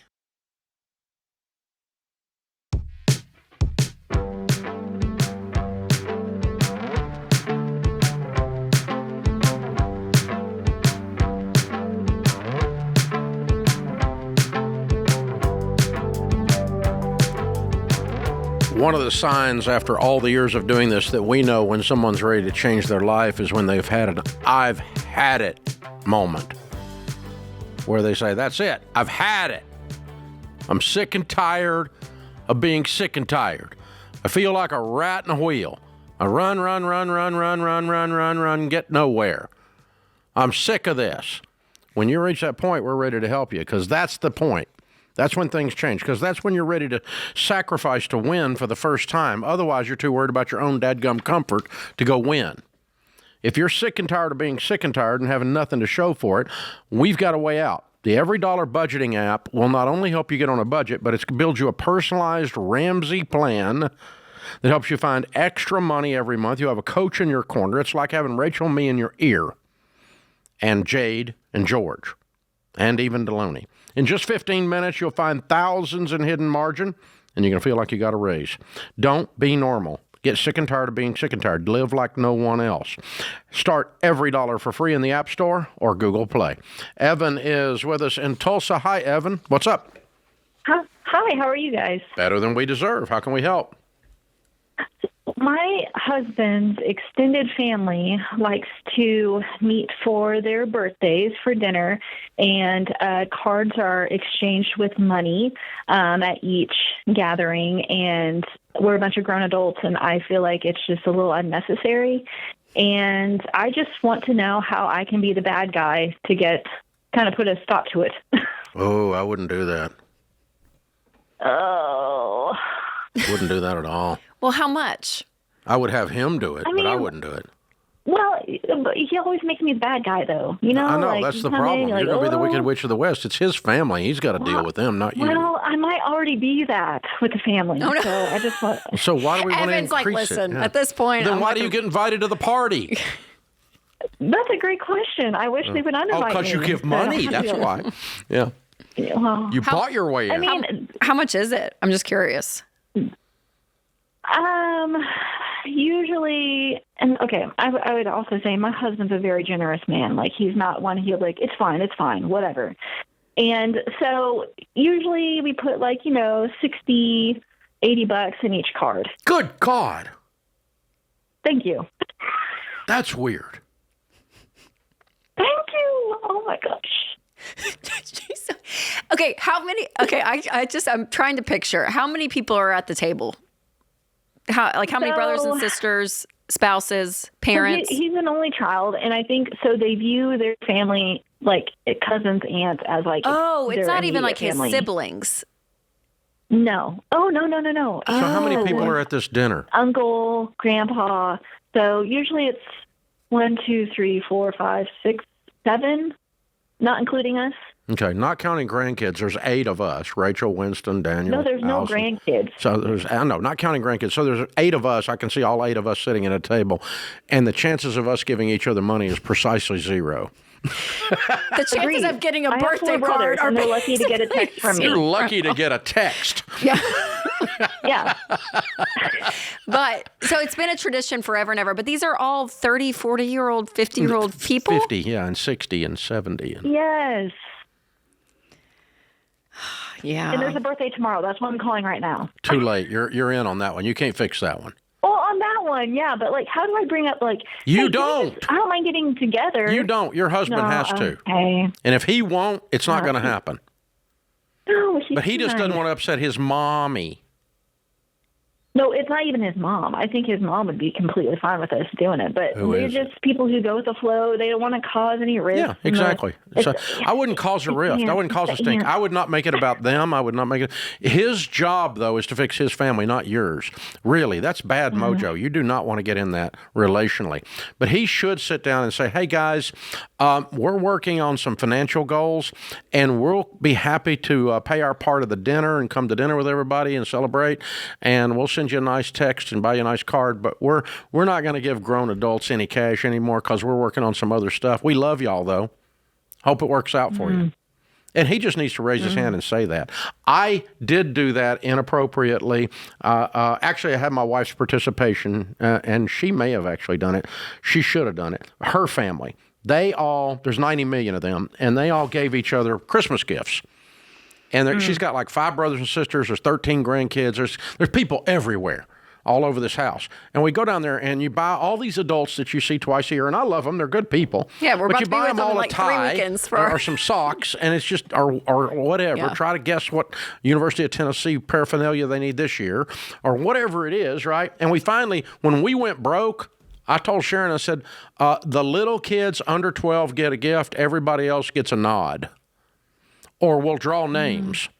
So she said, oh, that's a good idea. We'll draw names. And I said, okay. And I don't remember whether she brought it up at Thanksgiving or I did, but she raised her hand and she said, hey, guys, we're broke. We're drawing names this year because we can't do everybody's gifts, and we'll buy the kids under 12 the babies' little baby gifts or whatever, because it's Christmas. And we drew names. So it was a similar discussion. And by the way, that went real well. Everybody else went, oh, yeah, we kind of thought the same thing, but we didn't want to be the first one to bring it up. Yeah, and if anything, Evan, and I know you're not major fans of the family, but if he wanted to give some like thoughtful gift or something, you know what I mean? Like you can do something for $20 of like, hey, I saw this, Uncle Rick, and I thought of you, and that's his birthday gift versus giving a check of $75 or 20 or 320s or something, 420s. Yeah. Okay. Yeah. But let me say this, Evan. You're correct. You're correct. This is absurd. But if it ends, it almost wouldn't be a hill though that I would just push and push and push and push because it happens 6 times a year, and it may be a thing if you didn't want to address it, you got to just live with it, and it's a roll the eyes kind of thing. But he should, but because it is kind of. It gets silly. I don't disagree. It's weird. It's just a bunch of 60-year-olds giving each other $80. That's just weird. Okay, but if you want to do it, it's okay. I think it's weird. But yeah, and I just raise my hand and go, we have some other goals. We're not doing it. But your husband has to do it. Otherwise, you're just going to come off all stinky Evan. You don't want to be stinky Evan. Yeah, no. You always let, when you have a conflict with the other side, you let the other side handle the other side. Mm-hmm. That's, because otherwise you end up being the stinky one. And it's not a plan. Not a plan. Linda is in Knoxville. Hi, Linda. How are you? Good. Thank you for taking my call, Dave and Rachel. Sure. My question is about a 529 account that has been growing since my daughter, who's about 6 years out of getting her master's, did not have to use much of it, and it has been growing and growing. She's single with no children. Why did we not use much of it? She got a wonderful scholarship. You can pull that much out without any taxes. The value of that scholarship can be withdrawn with no taxes or penalties. Is she too late? It was 6 years ago. You might have to go back on it. You might have to file an amended return. And, you wouldn't have to file it unless you got audited, but, you might have to go back and do that. But talk to your tax advisor about how to do it. But you can pull the amount, the value, market value of the scholarship out at any time with no taxes or penalties. This was worth the call. Wow. Okay. Well, since you didn't pay nothing for it, it definitely was worth it. But yeah. Well, no, high value. And your high school curriculum has a lot to do with why all 3 of my children are very financially stable. So wow, thank I'm you honored. for that as well. So what was her scholarship worth? Do you think? What was the tuition worth? 15 a semester, so $100,000. How much is in the 529? 330. Awesome. We can get a bunch of it out. And then would you take the rest out and pay taxes on it? You're going to pay a 10% penalty plus taxes on the growth on everything else. Or you can move it to a sibling or a child. Yeah. She is the one who's earning the least out of her siblings, and so they're fine. And she is really wanting to look at getting a house, and that's kind of what makes my heart hurt. Is there's money sitting out she there, could, but for her. obviously You're going to get, $100,000 out for the house, easy. If you pull the other $200 out, you're going to get a 10% penalty on the growth only. I don't know how much y'all put in, and taxes as well.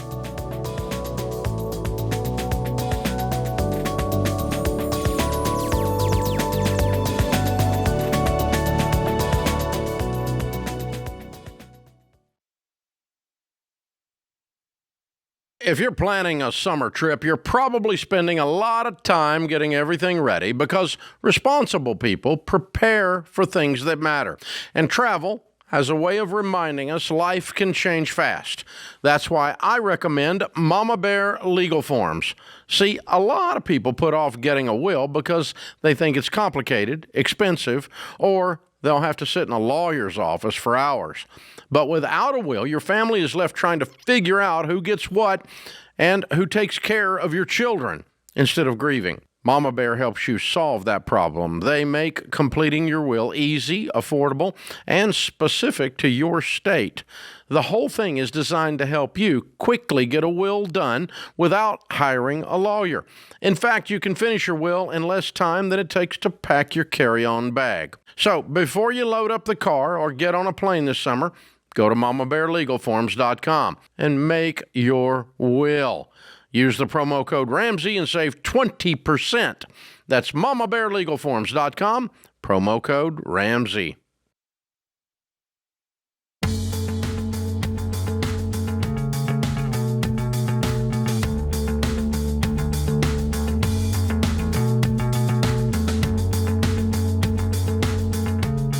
Ann is in Salem, Oregon. Hi, Ann. How are you? Hi, pretty good. How are you? Better than I deserve. What's up? I was married for almost 43 years. I divorced my husband. I moved out into an apartment. He moved in. He's in the house now, and we can't get rid of it because he will not get out of the house. He's been there for like 2.5, almost 3 years. I don't know how to, he tells me he can't pay the rent and taxes and everything and then move to somewhere else and pay that too. So I'm kind of confused, and how do I get him out of the house to clean up the house? Okay, so it's not selling because it's junky? Well, that outside the yard is pretty messy and stuff. But and they do show it. One lady did offer $250, but she's a flipper. She wanted to buy it cheap and flip it, And what's it worth? And that wouldn't give us probably about $360. Okay. All right. 43 years, Ann? Yeah. Wow. I should have left a lot sooner, but I didn't. It's one of those things. Wow. What is your income? I have every month is $22.97. How old are you? 71. Okay.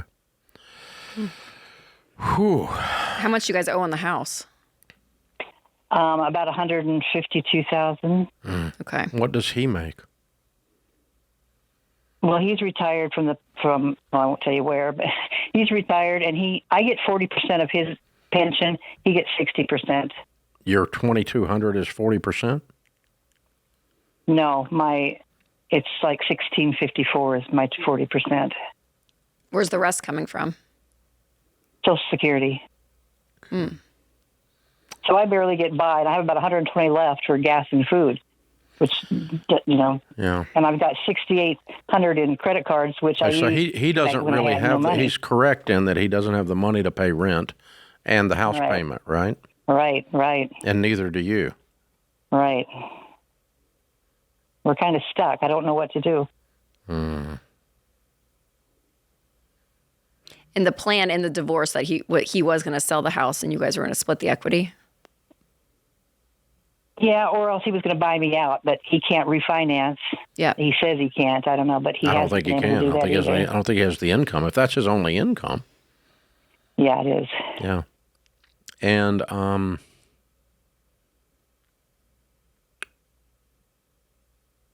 Well, I mean, so if you got your wish and he moved out, then your house is going to get foreclosed on, isn't it? No, then I'd lower the price enough where somebody would buy it. But I like it cleaned out so I could, paint a few things and make it look a little nicer. It doesn't look real good right now. Yeah. Okay. But So it's on the market at $360. Right now it's $350. $350. Okay. But he started at $440, which is crazy. Okay. Well, I mean, the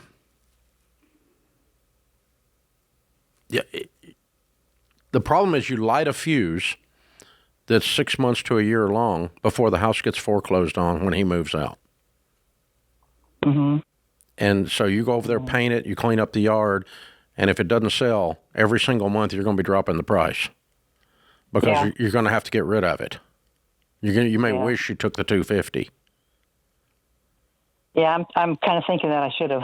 Well, I'm just saying, if you light this fuse, you're creating a pressure cooker. Yeah, time's ticking. When he moves out, now the clock starts ticking. The sands start going through the hourglass. The pressure's on.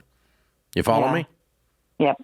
And I want to be careful what you sign up for, that you know what you're signing, what trip you're taking here. What would I do? Obviously, he is not going to help by cleaning up the yard, or he would have already. For his own sake, he should have done that because he would get more money in his pocket. He's disabled, too. He has had 6 back surgeries, and I don't know what he can lift or do. So he's not doing anything. Okay. And for good reason now. We're not going to accuse him of, okay. And he can't afford to hire people to do it. We don't have the money to. No, you don't. You don't. So you have children? Grown children. Yeah, where are they? One's here in my town, but they both have back problems. One's in Roseburg, and one's in here, Salem. Okay. All right. And so obviously they're not able to help, and they were probably affected by the divorce in terms of their motivation to help. One is, yeah, definitely. What's he paying in mortgage payments every month? About what I'm paying. I'm paying $1,122, and he's paying probably about $12 or $1,300. 12 or 13. I'm just wondering, rent-wise, if there's anything cheaper. I don't know if him moving out and you going over there at 71 with a paintbrush and a trash can is going to make this deal work enough that I'm thrilled with the bomb that we set a fuse lit on. May not move that much. Yeah, I mean, I don't know. I don't know the house. I don't know the deal. So who's, do you know the realtor? Do you trust the real estate agent? I do. Well, we bought the house from the same guy. Okay. And what does the real estate agent say you should do? He says just keep waiting for the right people to come by, which I don't agree with because we can't keep waiting. I was going to pay all my credit cards off when this house sold. Now I've still got credit card bills because of this. How much credit card debt do you have? $6,800. Okay. Yeah, that's not bothering me much. We'll get there. That's not a panic. You're eating. Everything's okay. It's not ideal, but none of this is ideal. Yeah. And no retirement accounts or anything. It's just the pension. Right. Just wondering if there's any other. There's no money anywhere. Well, not that I know of. He's not the truthfulest person in the world, but I don't know what he's got really. But I doubt if he has much more. Mm-hmm. So sad, Ann. I'm sorry. So what I would do would be to try to work with your ex to allow some access and begin to get some things cleaned up that you would do if he moved out while leaving him there and dropping the price. And if that doesn't work, then you're going to have to ask a judge to have him move if he doesn't voluntarily want to move, because he's going to stop. That. What? Because I did call him one day. I was going to talk to him about the house. He hung up on me. He wouldn't even talk to me. Okay. Well, then you're left with a judge, I guess. Yeah. Yeah. So what I'm thinking. either we sell the price, either we drop the price, or you move out. And if he won't do that voluntarily, the judge will have to tell him to do that because he's I assume there's a divorce decree saying the house has to be sold, and the house is not actively being marketed. It's not in marketable condition, and so you can force that. And be aware, you may be playing some cards here that lights a fuse on this bomb that you lose the house. I mean, it's possible. If the real estate market slowed down for some reason, there's a jump in interest rates and nobody wants to buy anything, even the flippers are out of the market, and that price drops on down. You may be wishing you'd taken the $250. I'm kind of wishing you'd taken the $250 right now, but I don't think he wanted to take it either. Yeah, well, if it's at $350, and there's probably other flippers in the area hopefully you can get it. But the thing is if you don't get somebody to make a transaction quickly, that real estate that can go months, and that's the part that scares me, where I'm like, I don't feel like you have that financial margin to go that long. Don't it's gonna confuse have to go fast. this move with any of the 43 years worth of emotions. If there's any, I didn't detect it, but if there's any anger or I'm hitting back, or I'm trying to make this guy finally behave one time. Yeah, no, or something like that. You need to make this move because it's the right strategic move for Ann. $100,000 of equity to pay off credit card debt and live a little more comfortably.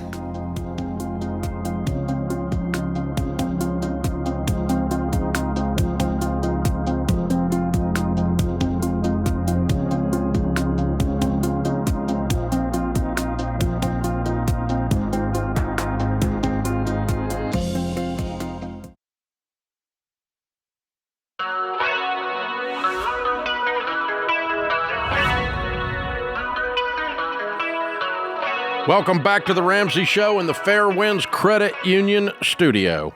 I'm Dave Ramsey, your host. Rachel Cruze, Ramsey personality. My daughter is my co-host today.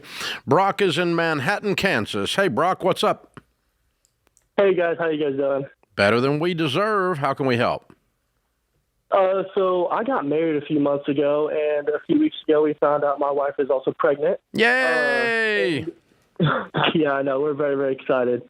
And we have a little bit of a debt problem. So she had a car payment that she paid off all on her own, and then after we got married, I helped pay off the credit card, which wasn't too much. It was about $2,000. But she also has about $177,000 in student loan debt. And I was wondering how we should attack that. Is she a doctor or a lawyer? I wish I could say either one, but she is neither. She is a at-home daycare, or she's a freelance nanny, basically. A freelance what? What was her degree in? Nanny. She actually never finished college. I know. Oh, no. She got a degree in what? She didn't finish. She didn't get a degree. Oh, was it a private school? Private? It was a D1 state school. Oh, so out of state probably. Yeah. And this is a bad situation. Oh, man.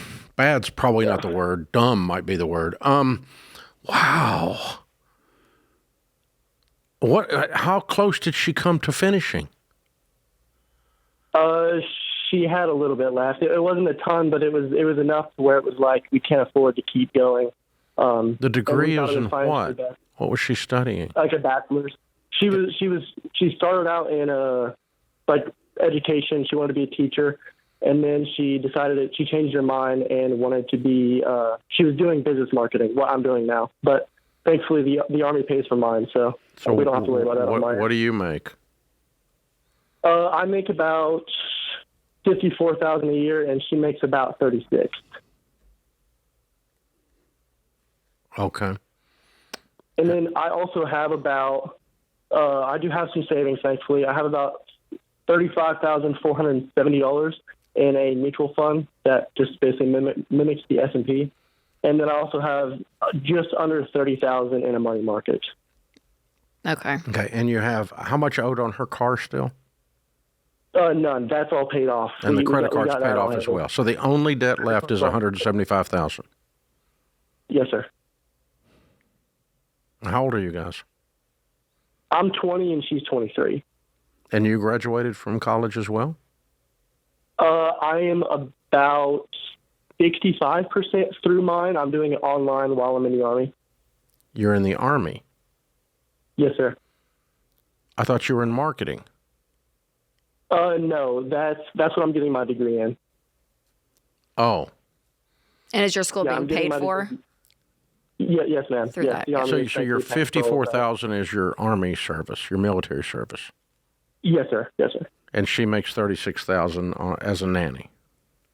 Yes. Okay. And you have $70,000. You have $30,000 and $35,000, $65,000 laying around. Okay. Yes, sir. All right.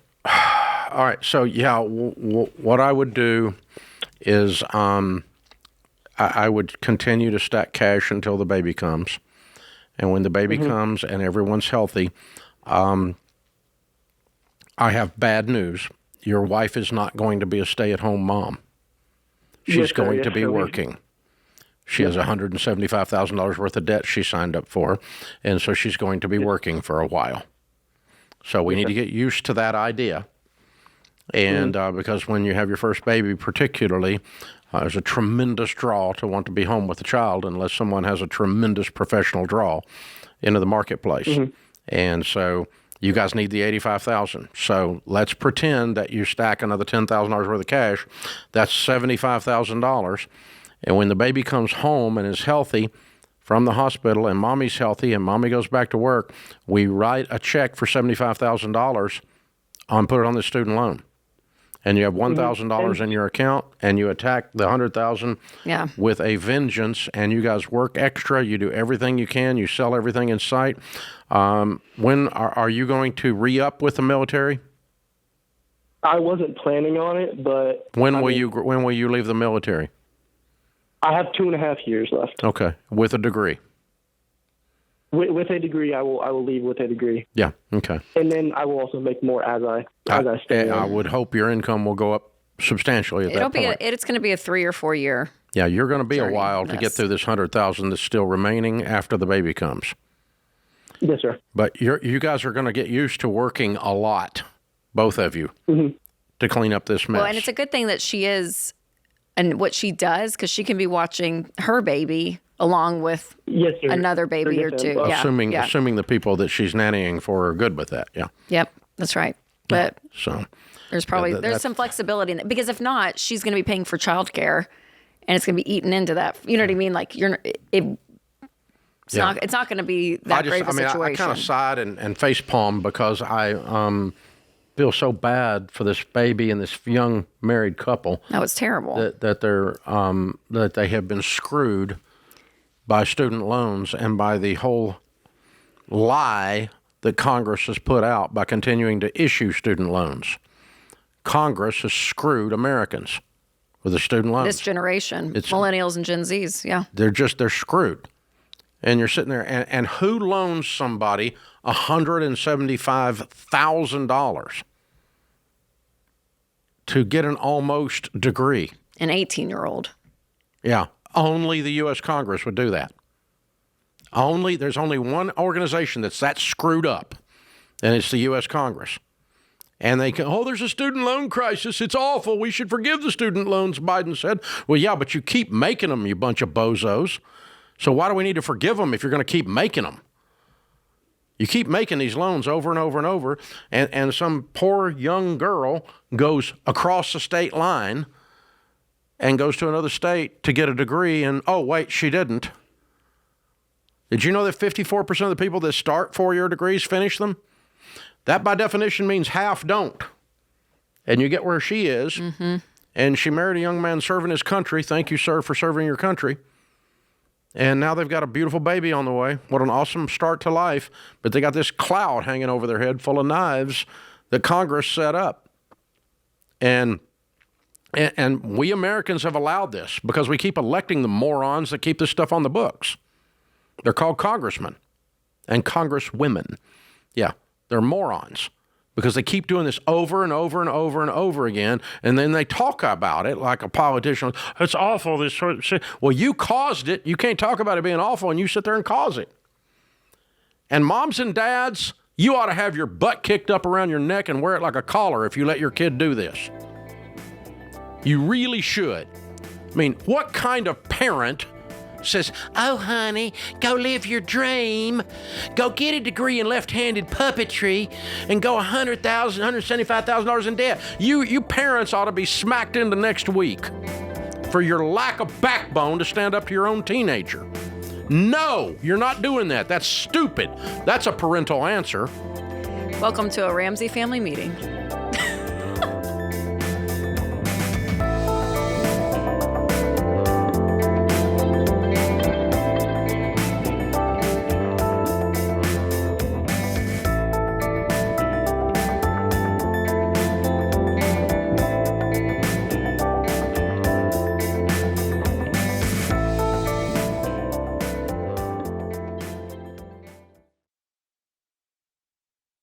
Hey guys, Dave Ramsey here. Every day on this show, we help people work through real money problems and figure out what to do next. Now, you can get that same kind of help anytime with Ask Ramsey.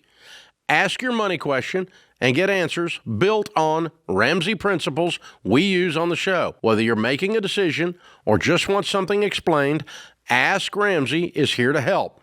It's fast, simple, and free to use. Go to RamseySolutions.com and try Ask Ramsey today. That's RamseySolutions.com.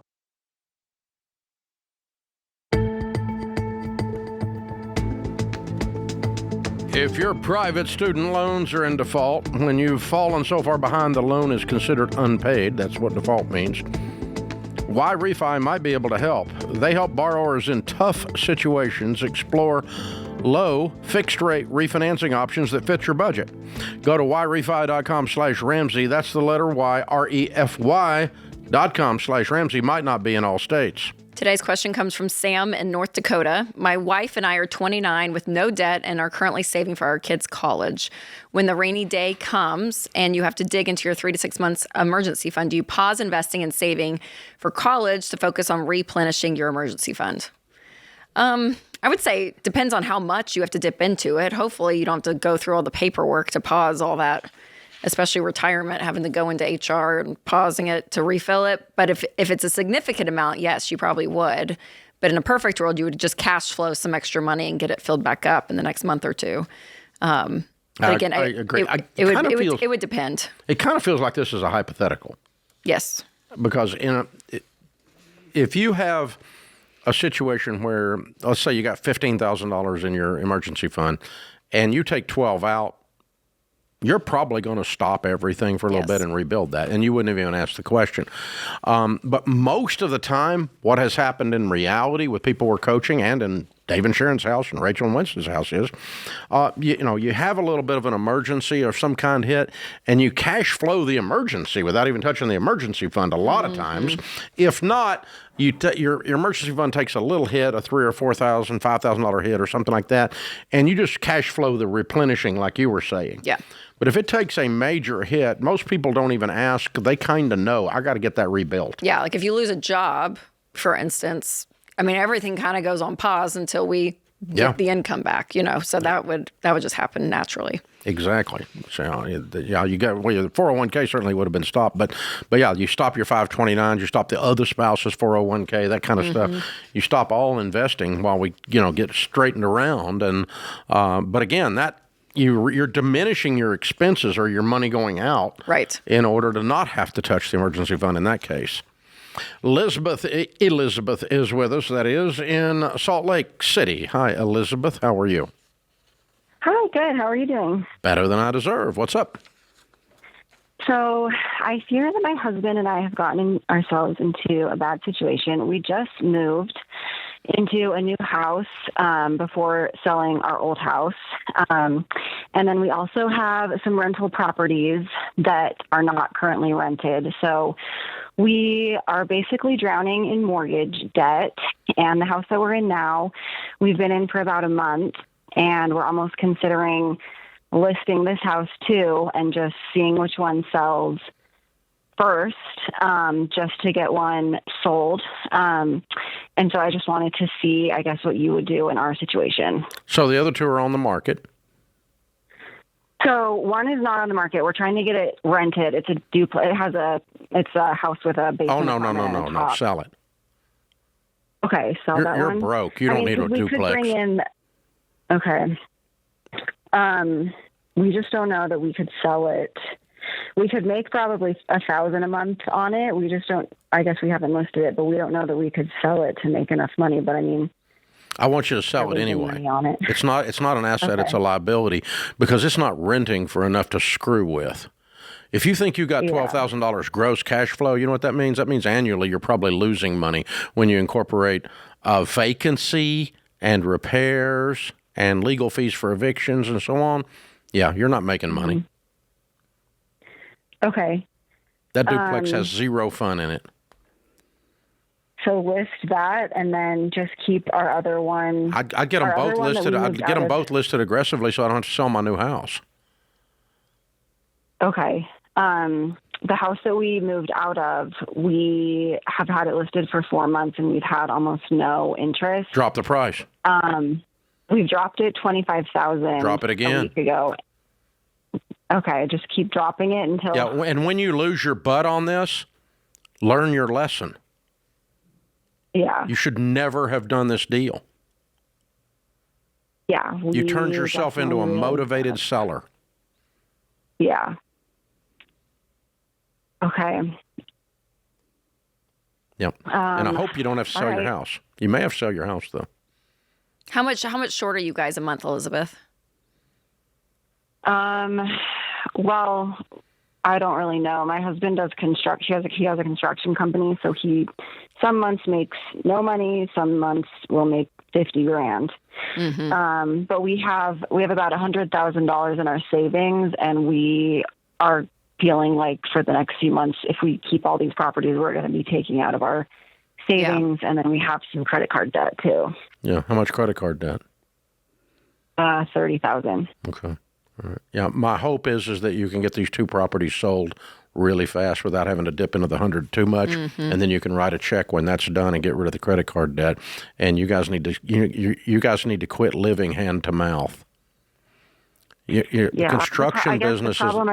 I grew up in the real estate and construction business, and too many people in our world think we can out-earn our bad decisions and chaos. And I tried for a long time, and I couldn't do it, and I don't think you guys can either. The problem with dropping the price on the house we moved out of is that right now, if we sold it at the price it's at now, we would make about $175,000. His dad loaned us the down payment for this house, which was $150,000. So the deal was that he would loan us that until we sold the house, and then we would use that money to pay him back. So would it be worth it then to just keep dropping the price? Yeah, and then you may have to write his dad a check out of your $100,000. Yep. Okay. Okay. You've become it's that or sell the house you're in. I mean, I don't care. But you called me and said you're drowning. I'm trying to keep you from drowning. Yeah. And you have to get very precise, very clear, and sharpen your machete to keep from drowning. And quit trying to hold on to all these different things with, I'm going to hold on to this and the problem with this, and I got to hold, and it makes $1,000, and it's a stupid duplex, and my daddy-in-law. And, you're going to have to go, something's going to give here. We better decide what it is, or it's going to decide for us. Yeah, I think one of the bigger problems is my husband really wants to. We have a few other rental properties that make maybe a few hundred a month, but he wants to have eventually a bunch of rental properties that you're going to go broke. You can't. Yeah, you guys can't make this. You guys are going to lose everything. Elizabeth, I wish I could just wave a wand and just create peace in your life. You guys are just running and running and running, and it's not worth the stress. He has bought off on this idea that if you buy real estate, it'll make you rich. Real estate will cause you to go bankrupt if you're highly leveraged in it and you have no money. I know I did it. I'm an expert on that. I have a PhD in that. And so, man.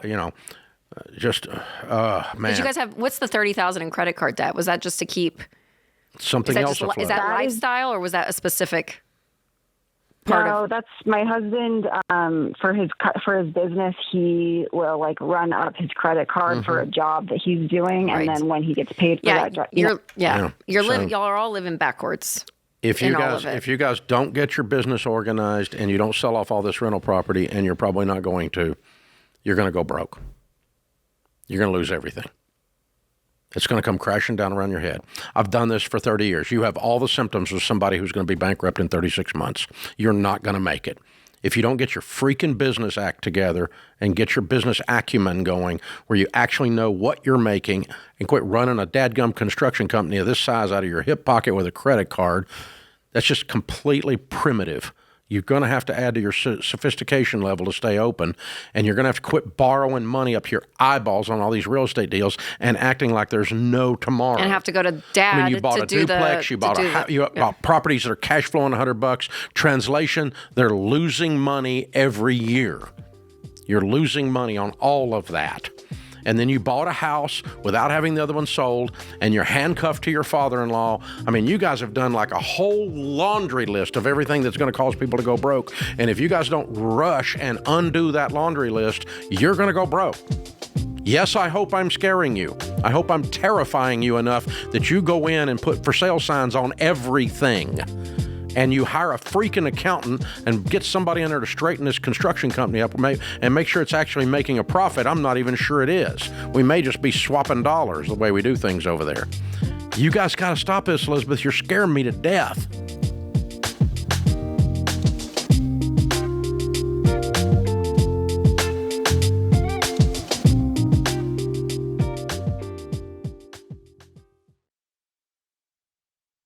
Hey guys, George Camel here.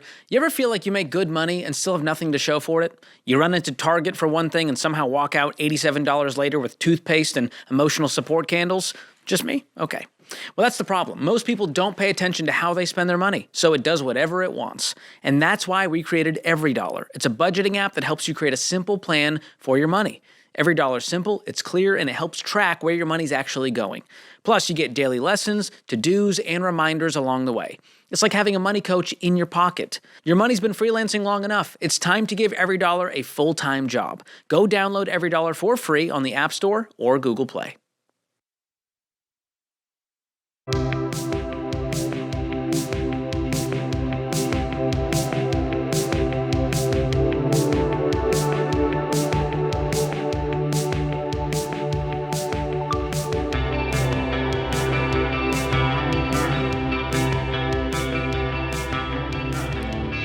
Adam is in Green Bay. Hey, Adam, welcome to the Ramsey Show. Hey, Dave. Thanks for taking my call. Sure. What's up? Well, I thought maybe I could get Dave Ramsey to tell me it's okay to buy a new vehicle. Nope. That's the short answer, huh? Do you have a net worth of $1 million or greater? Not exactly.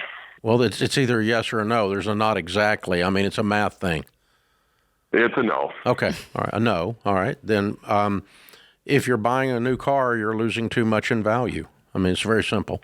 You can do whatever you want to do, dude, but I don't find millionaires that ask this question. People that become millionaires don't ask this question. They don't say, how close to the edge of being dumb can I get and still become wealthy? They don't ask it that way. They go, I want to stay way away from the edge. I'm going to drive an old used car and build up money because cars go down in value like a rock. That's where Chevy gets that. Yep. All right, yep. But what's your what's the car? Yeah, well, I want to hear the numbers. Yeah, well, we kind of have our heart set on a Toyota Sienna. We're in Wisconsin, so the all-wheel drive is nice. This one can tow, which would be really handy for us. Got a couple small kids. We want to be able to have a little bit of extra room for toting people around. Mm-hmm. So that's the one we kind of settled on. And the trouble is, I would be very happy. My wife and I have talked about it. We'd be very happy to buy a used model for a few years old or maybe even a little bit older that has reasonable miles for a big drop down in cost. But the problem is with this one, man, you look at ones that are 2 or 3 years old and they're still going for virtually the same price as the new one. You got to get to 100,000 miles or better and, 6, 7, 8 years old before you really see the prices coming down. In our case, we'd be buying cash, so we're not financing it. Mm-hmm. And even with paying the cash, we still have our emergency funds stocked. What's your household income? About 180. Mm-hmm. And this is what, an $80,000 car? 55. 55. Okay. All right. And brand new, they're going for what? Close to that? Yeah, well, that would be a brand new price. Tax title and all that would probably be a little bit more, but 57, 58, somewhere in that ballpark. Mm-hmm. And what other car do you guys have? Yeah, well, my wife just got into a car accident, so we're kind of under the gun. And I have a Tesla Model Y that's also paid off. Okay. And worth what? Probably about 30. Okay. I'm just trying to make sure you're within that. I got a 2024 Toyota Sienna. I'll sell you for $43,000 because I can buy it right now for $42,000. Anywhere near me? I don't care if it's near you or not. For $10,000, you can figure it out. Yeah. I just looked it up online. It took me about a half a second while I was talking to you. Okay. In other words, your whole price scenario is absolute BS. You've completely convinced yourself that the new one is the same price. It's not. Here's another one for 45 and another one for 45. 2024s? Oh, yeah, well, 2024. Okay. I should have. Yeah, I'm sorry. I should have specified. I think if you filter out if you're only looking at the all-wheel drive and with the tow, the ability to tow, I think that's going to change a little bit. Okay, what are you towing? We have a pop-up camper and a trailer. Uh-huh. Okay. And what's your other car? Tesla. A Tesla Model Y. Oh, yeah, you said that. I'm sorry. I missed that while I was looking up the Toyota. Okay. All right, you can do whatever you want, but the thing that the overarching decision-making paradigm is what you have to fight against.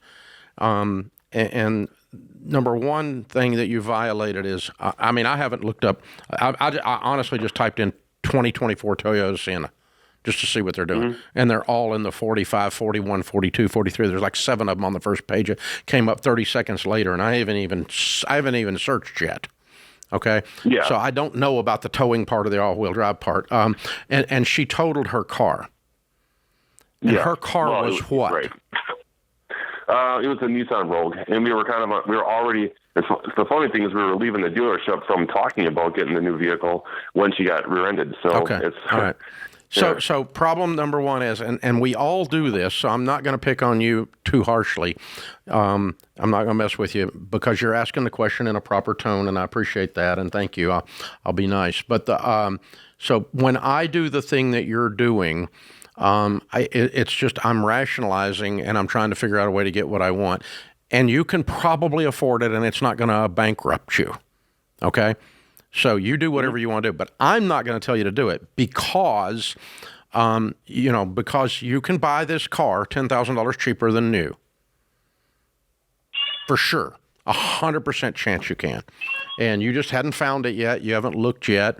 You just hadn't poked around yet. And the urgency to replace. We're moving up, for God's sakes, from a Rogue, which is a completely different vehicle. It's in a different class. This Sienna is a bazillion times a better car than the Rogue. Right? Yeah. I'm really glad she's going to be a minivan. I mean, and we love a minivan. Yeah, it's a great car. Maybe there's another class of minivan that's the same. They'll give you the same stuff. The Honda Odyssey or something, right? What's the one you got? Mm-hmm. Is that what you got? The Odyssey. Yeah. So that's a good car. It's the queen jewel of the minivans. Is it more? It's probably more. I don't know. Probably similar. I got no idea, but it's a good car though, and I don't know about towing, and I don't know about all-wheel drive, and both those things are okay. But the second thing is this: you've got to adopt, everyone, including you, Adam, and including me, the mindset of saying, okay, the rich get richer and the poor get poorer because the rich people keep doing rich people stuff and poor people keep doing poor people stuff. And middle-class people keep taking out car payments on new cars that they can't really afford to pull a pop-up camper. But he said he's going to pay He's cash. not taking out payments, yeah, but that's what middle-class people do. And you're going to lose $10,000 when you drive it when you go across the curb and it goes blump, blump. That was the sound of $10,000. That's what that sounded like. Blump, blump. That's exactly what it sounded like. And so you've got to get out of that mindset that that's okay until you have enough money to waste that much money. Now, I waste that much money. I buy new cars, but I've got several $100 million in net worth. And so I can afford the blump, blump sound. It's not that big a deal. The building I'm sitting in, $600 million. So, you just it's okay. But I want you to get there. I want you to be where you have millions of dollars. Well, whatever. You just threw out like insane numbers. Okay. No, I didn't. But to all of us just talking, the point is you build wealth by not buying things that go down in value. Yours is as in a your unique largest primary situation purchaser. with your income. You have a unique situation. I do, but I got there by doing this stuff. Yes, and also you make a great income. I mean, like, yes, but for people that we talk to that are doing this, that are baby steps millionaires. Wait a minute. The people we talk to are different? They're not different. We're not better than them. Not that we're better. What? No. You just said you are sitting in a $600 million building. That's not normal. That's okay. We're normalizing life. Everyone. Okay. The average person who makes $64,000. The average millionaire. Can I finish? Doesn't Can buy I a new finish? car. 100%, but they don't have to sit in a $600 million building to do that. The average income in America is $64,000. The baby steps millionaires that we talk to do very simple things. They live on less than they make. They invest into their Roth IRAs and their 401ks. They don't send $1,200 car payments to car companies. They pay themselves that money. And they don't buy new cars. All of that. Yes. They don't buy new cars. So all that to say, yes, you do not have... That's how they became millionaires. It is. That is how they became millionaires. It's the same point. It's the exact same Are you point. serious?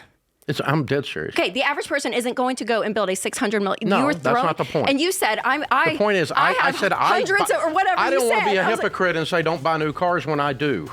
Yes, without explaining why. I can afford to. Of $1 million, anybody. Yes, if you have a net worth of $1 million, you can buy a new car. I can afford it. Sorry, America. I want you to be able to afford it. We're doing this. I want you to be able to afford it. That's 100%. And so, yeah, Adam, we were harder on each other than we were you. That's great.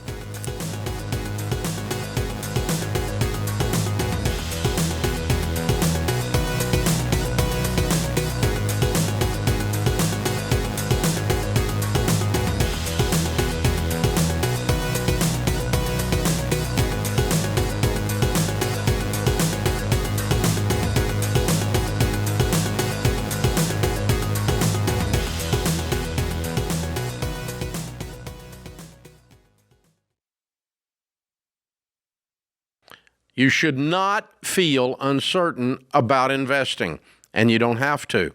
That's why we created Investing Essentials, a 2-night virtual event where George Camel and I walk you through my playbook for investing and wealth planning. We'll simplify everything from 401ks and mutual funds to passing on wealth so you can invest with confidence. Tickets start at $199. Get yours today at RamseySolutions.com/events or click the link in the show notes.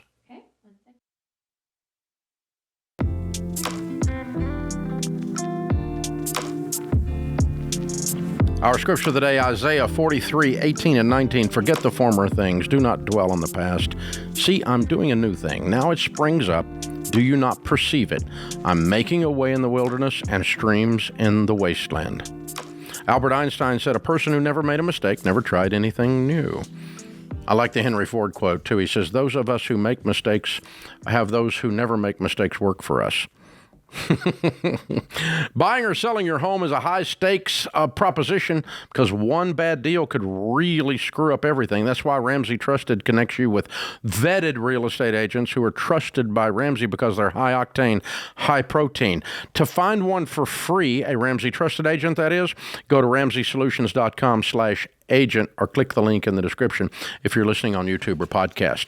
Okay, there's some backstory and history that's worth going into to make sure that we settle that last little exchange. So, number one, the bottom line is that wealthy people that we have studied, 10,000 millionaires in our research, do not buy new cars. Even after they get their first $1 to $5 million, they're driving. The typical is out. He was looking at a Toyota. It's honestly a 2-year-old Toyota. When I'm interviewing millionaires, I ask them all the time what they're driving, and they drive a Ford, Chevy, or they drive a Toyota. piece of crap old car, and I tell them to upgrade their car because they're still being too big a tightwad. Mm-hmm. They've gone too far. But that's the millionaires. people who want to drive new cars typically land and stay in the middle class most of the time with high car payments. That's what our data says. So we're not going to tell you to buy a new car until you have $1 million and you can afford to take the loss. Then let's talk about me saying I've got sitting in a $600 million building or whatever, and Rachel not liking that because it's not relatable. I'm and not other, mad. other It's people just- don't understand, and they just blow me off because they don't want to listen to that. So the history is this. I've got several brand new cars that I bought, and I don't want to be a hypocrite. The first time on the Dave Ramsey show, it was called back in those days because it was I me. honor my elders. Thank you. Because it was Yes. me. No, I'm not. That's not the point. I said back in the day when the dinosaurs roamed the earth, I was driving what was that? I can't remember the number on the thing. The little Mercedes Blue. coupe. It was a blue. Little blue Mercedes coupe, and it had 230,000 miles on it. I bought it for $7,000. It overheated on the way to a live event in Chattanooga. I was driving from Nashville to Chattanooga. The vice president of live events was in the car with me. We're on the side of the road, and I'm pouring water over the water heater, radiator, trying to get it to cool off and get water back in to get to the live event. And the car is worth probably at that point $3,000. I'd driven it in the ground. And he's like, "This is ridiculous. You're a millionaire. You need to buy a good car." And I said, I can't drive a good car and be on the radio telling people to drive junky cars so they can get out of debt. And he goes, "Yeah, you can. You need to be the proof that it works on the other side." Yeah, absolutely. And I live like no one upgraded else. So later you get to with live. I was so worried that Twitter was going to attack me. That was before Twitter. It was. I was so worried that the people were going to hate me. The family at because I was O'Charlie's, inconsistent and I was a hypocrite. And I bought a 2-year-old Jaguar, which was a very nice car at the time, and upgraded considerably from like $3,000 to $20,000 in those days or whatever it was. But I went through this great angst that it was okay for me to buy something nice when I had the freaking money. Yeah. So you just had and you so I felt had the to need overcome to that, justify. and instead I'm going to be the poster child that goes, "You can go do this Yes. if you go do this." Yeah. And so that's why I still don't want to come on the air and say, I buy a new car, I bought several new cars, and I can afford to lose that Yeah. money. So you're justifying saying, "Here's what I have, so that I can afford it." But I what I'm wasn't talking telling- down. No, Okay. no, I don't think All you right. were talking down at all. I was just saying you don't have to justify. I think majority of people that listen, they know. They Well, no, some of them don't. And you'll read it in the comments later after this argument. But actually it'll be a because good you read the YouTube comments and I segment. don't. But yeah. Every now and then I will. James is in Chicago. Hey, James, how are you? Hey, guys, I'm good. How are you? Better than we deserve, for sure. What's up? So my mother-in-law's got a house that recently went under contract to sell for $335, and then so a couple weeks later, it appraised for $360. They haven't closed on the house, and they won't for another 2 or 3 weeks. Is there any recourse to close that gap at all? Okay, somebody missed it. The real estate agent? I believe so, and I hear all your commercials about the trusted real estate agents, and I think that was certainly the case. But wait a minute, was that one of our agents? No. Oh. I'm saying It wasn't a great agent. You think the agent screwed up in the original pricing and convinced your mother-in-law to sell her house too cheap? I believe so. So you think the appraisal is actually accurate? Yes, I do, because the house is. I was surprised when she said we should list at $335, and then she went and sold it before it even listed. It was just kind of a friend of a friend situation. I bet everybody with jumped the on it. buyer. Yeah, Mm-hmm. it was. So it's $35,000 underpriced, or about 10%. And there's already somebody. It's bought. It's In under contract. contract. Supposed to Yeah. close any minute. You're. Yeah. Well, I'm. The first thing that pops into my head, James, and I'm just going to off the cuff, is, well, she sold her house too cheap. That's sad, because she's given her word. She signed a contract, and I don't want her to get sued for specific performance under this contract. And then the second thing that pops into my head is I'm going to kick the incompetent real estate agent's butt. But I don't. Ethically, I can't tell her to break that contract. Right. I wish she had done a better job and listened to you. I wish she'd done a better job at selecting her agent. And I bet I'm going to hear that this lady needs this money bad, doesn't she? Something like that. Yeah. Gosh. It would help if she had it. We could put it that way. Well, it always would help. Yeah. Right. Yeah. Is there anything else going on in the deal? Is the contract contingent upon a whatever, like like the sale of their home? A home inspection? Has the home inspection report come back? The home inspection came back clear. There's nothing pending there. The only thing I can think of is if their loan falls through last minute. Yeah. I mean, there's I'm trying to think. 3 weeks until closing. Yeah. So I don't know if their loan is approved. I have no idea. But if that falls through, we can relist, and then we solve that problem. But exactly. And get a new real estate agent. Yeah. Certainly.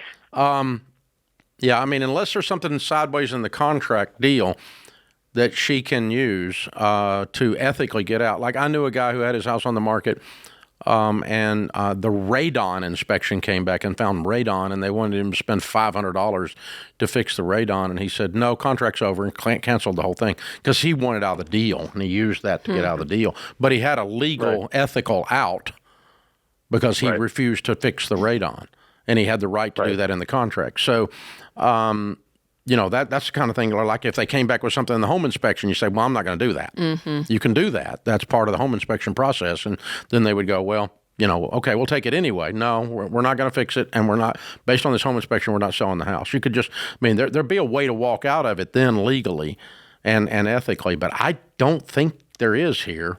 I'm not an attorney in Illinois. You might ask one. To be sure. Just to see. I know, but would you competent feel real estate agents are important. I know, and I would feel bad for that family on the other end who's in contract for something, and you kind of go back on your word. Yeah. Just from it's worth it. It's worth I'm saying like the new price is what the house is worth. I get it. We think it is, yeah. But that still feels wrong. Off. Yeah, you gave your word. You sold the house. Yeah. And people walk away from contracts like they walk away from everything in this society today too much. You should honor your word. And so I hate it. I don't like it. I've signed up for things I wished I didn't sign up for, but. And also too, it's to sell a house today is harder than it was a few years ago. So she may have even if it was at 360, had to negotiate down some anyways, right? So you may not have gotten the full 60 anyways. You would never know, but. Yep, sorry, so James. You should get a high-octane, high-protein Ramsey Trusted Real Estate Agent, or you shouldn't get one at all. This is what you get. You make a mistake, it's a $30,000 mistake. It's huge. That puts this hour of The Ramsey Show in the books. We'll be back with you before you know it. In the meantime, remember, there's ultimately only one way to financial peace, and that's to walk daily with the Prince of Peace, Christ Jesus.